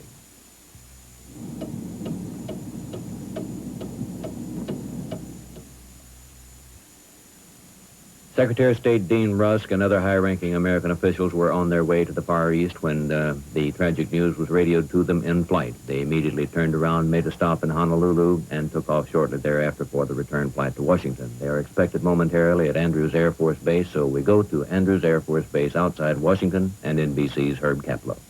Secretary of State Rusk leads the party down the ramp, shakes hands with the Chief of Protocol, Angier Biddle-Duke, and then Undersecretary of Commerce Franklin Roosevelt Jr., Undersecretary of State George Ball, Deputy Undersecretary of State for Political Affairs Hugh Alexis Johnson. Other members of the Cabinet, Commerce Secretary Hodges, Interior Secretary Udall, Agriculture Secretary Freeman, Treasury Secretary Dillon, Labor Secretary Willard Wirtz. Those of us who have had the high privilege of serving closely with President Kennedy will always cherish the gallantry and the wisdom and the grace with which he carried his awesome and lonely responsibilities. This is a great nation with great strength and much unfinished business. And one of our greatest Americans is now present. President Johnson needs and deserves our fullest support as he takes up these high responsibilities on behalf of all of us Americans. We're about to wind this up for tonight because about all that could happen on one day has. For some final reflection on one of the more horrible days in American history, you find there is a great deal that could be said about the political and other changes we can look forward to now, but I think it would be bad taste to go into that now, and I won't. It has all been shocking, but perhaps one element in the shock was the speed. By the Washington clock, at a little after 1 o'clock this afternoon, President Kennedy was about as alive as any human being ever gets, young, strong, vigorous, looking forward to, no doubt, 5 more years, he hoped, of leadership in this country and of the Western world. His wife, young, beautiful, looking very happy, was beside him and seeming to be having a wonderful time and leaning across the back seat of the car to say to him, "You can't say Dallas hasn't been friendly to you." And that was a little after 1 o'clock. 5 hours later, at 6 o'clock, Mr. Kennedy had been murdered. Lyndon Johnson was President of the United States. Mrs. Kennedy was a widow, a brave and composed one that nobody could fail to admire. All of them were back in Washington, returning in the same airplane that took them to Texas to an incredible tragedy.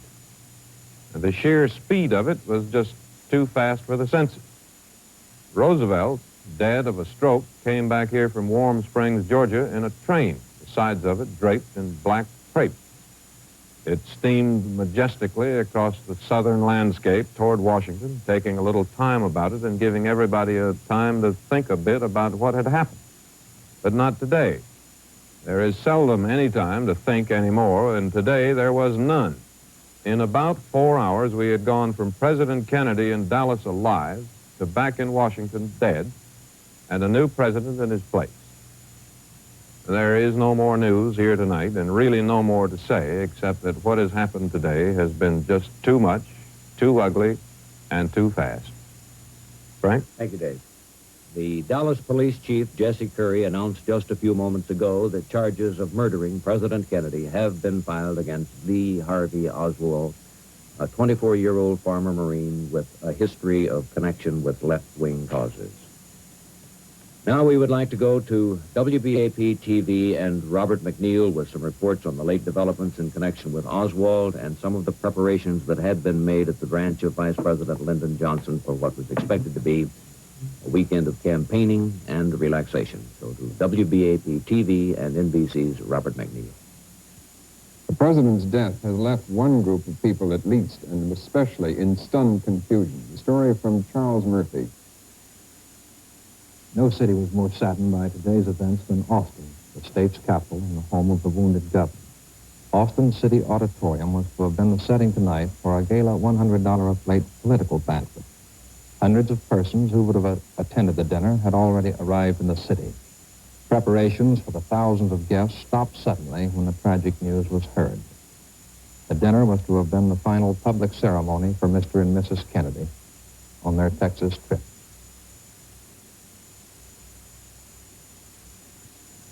The 24-year-old prisoner who has been under questioning by Dallas police for over 8 hours has just been formally charged with the murder of President Kennedy. But the prisoner, Lee Oswald, has not admitted the shooting himself, and Dallas Police Chief Just Curry describes him as a stoic individual who admits nothing. He believes he's being held because he once lived in Russia.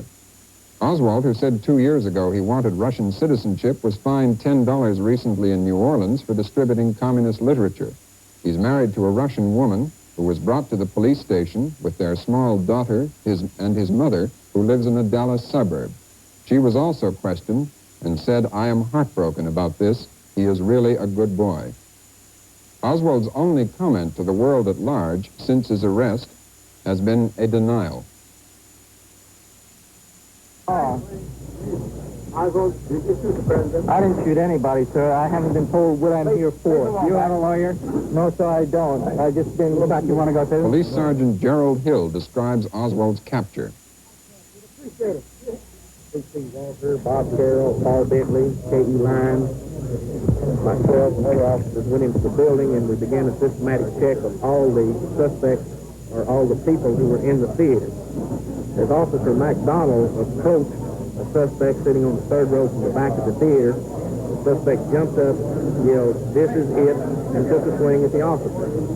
Officer McDonald started to grapple with the man as he reached for a gun which was concealed under his shirt, and the gun was fired one time by the suspect, but luckily it misfired. The pin hit the shell, but it did not fire. McDonald yelled for help. The other officers in the theater and I managed to subdue the man, disarm him, and handcuff him. At that time, we brought him out of the building, put him in a squad car, and brought him straight to homicide and robbery and turned him over to Captain Fred. Who are those officers? So although he has not yet admitted the shooting, the suspect Lee Oswald has been formally charged with murdering President Kennedy. Circumstantial evidence puts him in the room from which the shots were fired. Lab tests are being conducted to prove that he fired the murder rifle. Robert McNeil, NBC News, reporting. Violent death is no stranger to the family of Joseph P. Kennedy. Along with the great wealth and political triumph, many tragedies have come to this Irish-American clan from Boston.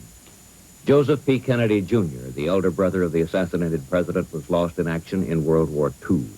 A Navy pilot, Kennedy vanished on an air mission from England to occupied Europe in 1944. Now, this was the son who was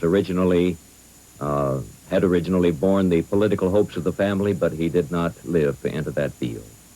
Only 1 month later, a son-in-law, the Marquis of Hartington, was killed in action in France. And then in 1948, Lady Hartington, the former Kathleen Kennedy, perished with 3 others in a plane crash in France. For many years, another sister, Rosemary, has been in an institution for the mentally retarded. It was this misfortune that spurred the family's interest in programs for the prevention and treatment of mental retardation. A family foundation named for Joseph P. Kennedy, Jr. has contributed large sums to this cause, and only last month, President Kennedy signed bills providing millions in federal funds to help combat this affliction. The head of the Klan, Joseph P. Kennedy, Sr., suffered a stroke in December of 1961 and never has recovered normal speech or the ability to walk. And for the First Lady, the former Jacqueline Bouvier, now Mrs. Kennedy, today's tragedy ended a 10-year marriage marked by many moments of intense personal loss. Twice, miscarriages robbed her of babies, and last August, a son, Patrick Bouvier Kennedy, died 2 days after his premature birth. And today, the loss of her husband. And I am sure that the thoughts and sympathies of all of us are with the First Lady tonight. There is no way of calculating the millions of words that have been uttered in the course of this day in all countries of the world as human beings fumble for words to express their offended senses at what has happened in the United States. I seriously doubt that any words uttered by anyone anywhere have succeeded in expressing what you feel yourself. I would suppose that the answer for that is only to be found in the hearts of each of us. This concludes NBC's coverage for today. We will resume our coverage tomorrow morning at 7 o'clock with the NBC Today Show. The day will continue until 10. At that time, the NBC News team that has manned this desk today will return, and we will continue our coverage until 2:30 tomorrow afternoon. At that time, NBC's local affiliates will continue with their coverage of the events as they continue to unfold. At 5 o'clock, NBC will return to the air tomorrow afternoon and bring you coverage throughout the evening.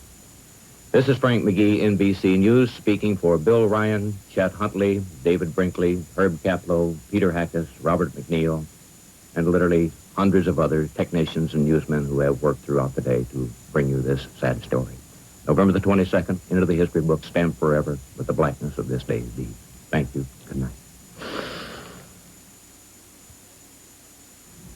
So the day that President Kennedy died came to an end. Even when it did end, you could not help asking yourself, did this really happen? Americans went to sleep with images of assassination spinning in their heads. It all seemed some horrible dream from which we would awaken, but it wasn't. We would awaken to more and more images that would become forever burned into our memories. We remember Jacqueline Kennedy, her dress stained with her husband's blood, standing beside LBJ as he took the oath of office. We remember her kneeling with her daughter to kiss the flag-draped casket. We remember a little boy's salute to his father.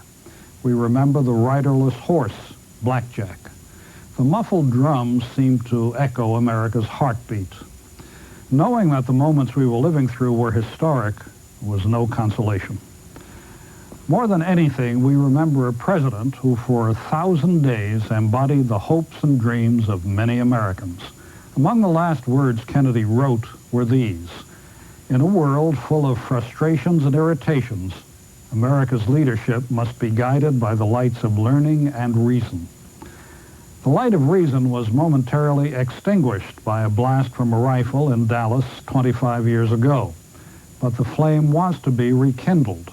In the cold and dark December that followed their president's death, Americans could take heart in the fact that the flame would burn eternal.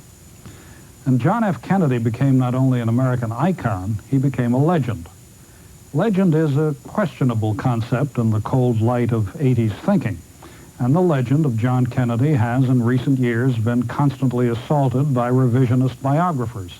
Yet, no matter how much scandal may be raked up, no matter how historians re-evaluate his deeds, nothing can invalidate the way we felt on that bitter weekend 25 years ago when John Fitzgerald Kennedy was taken from us.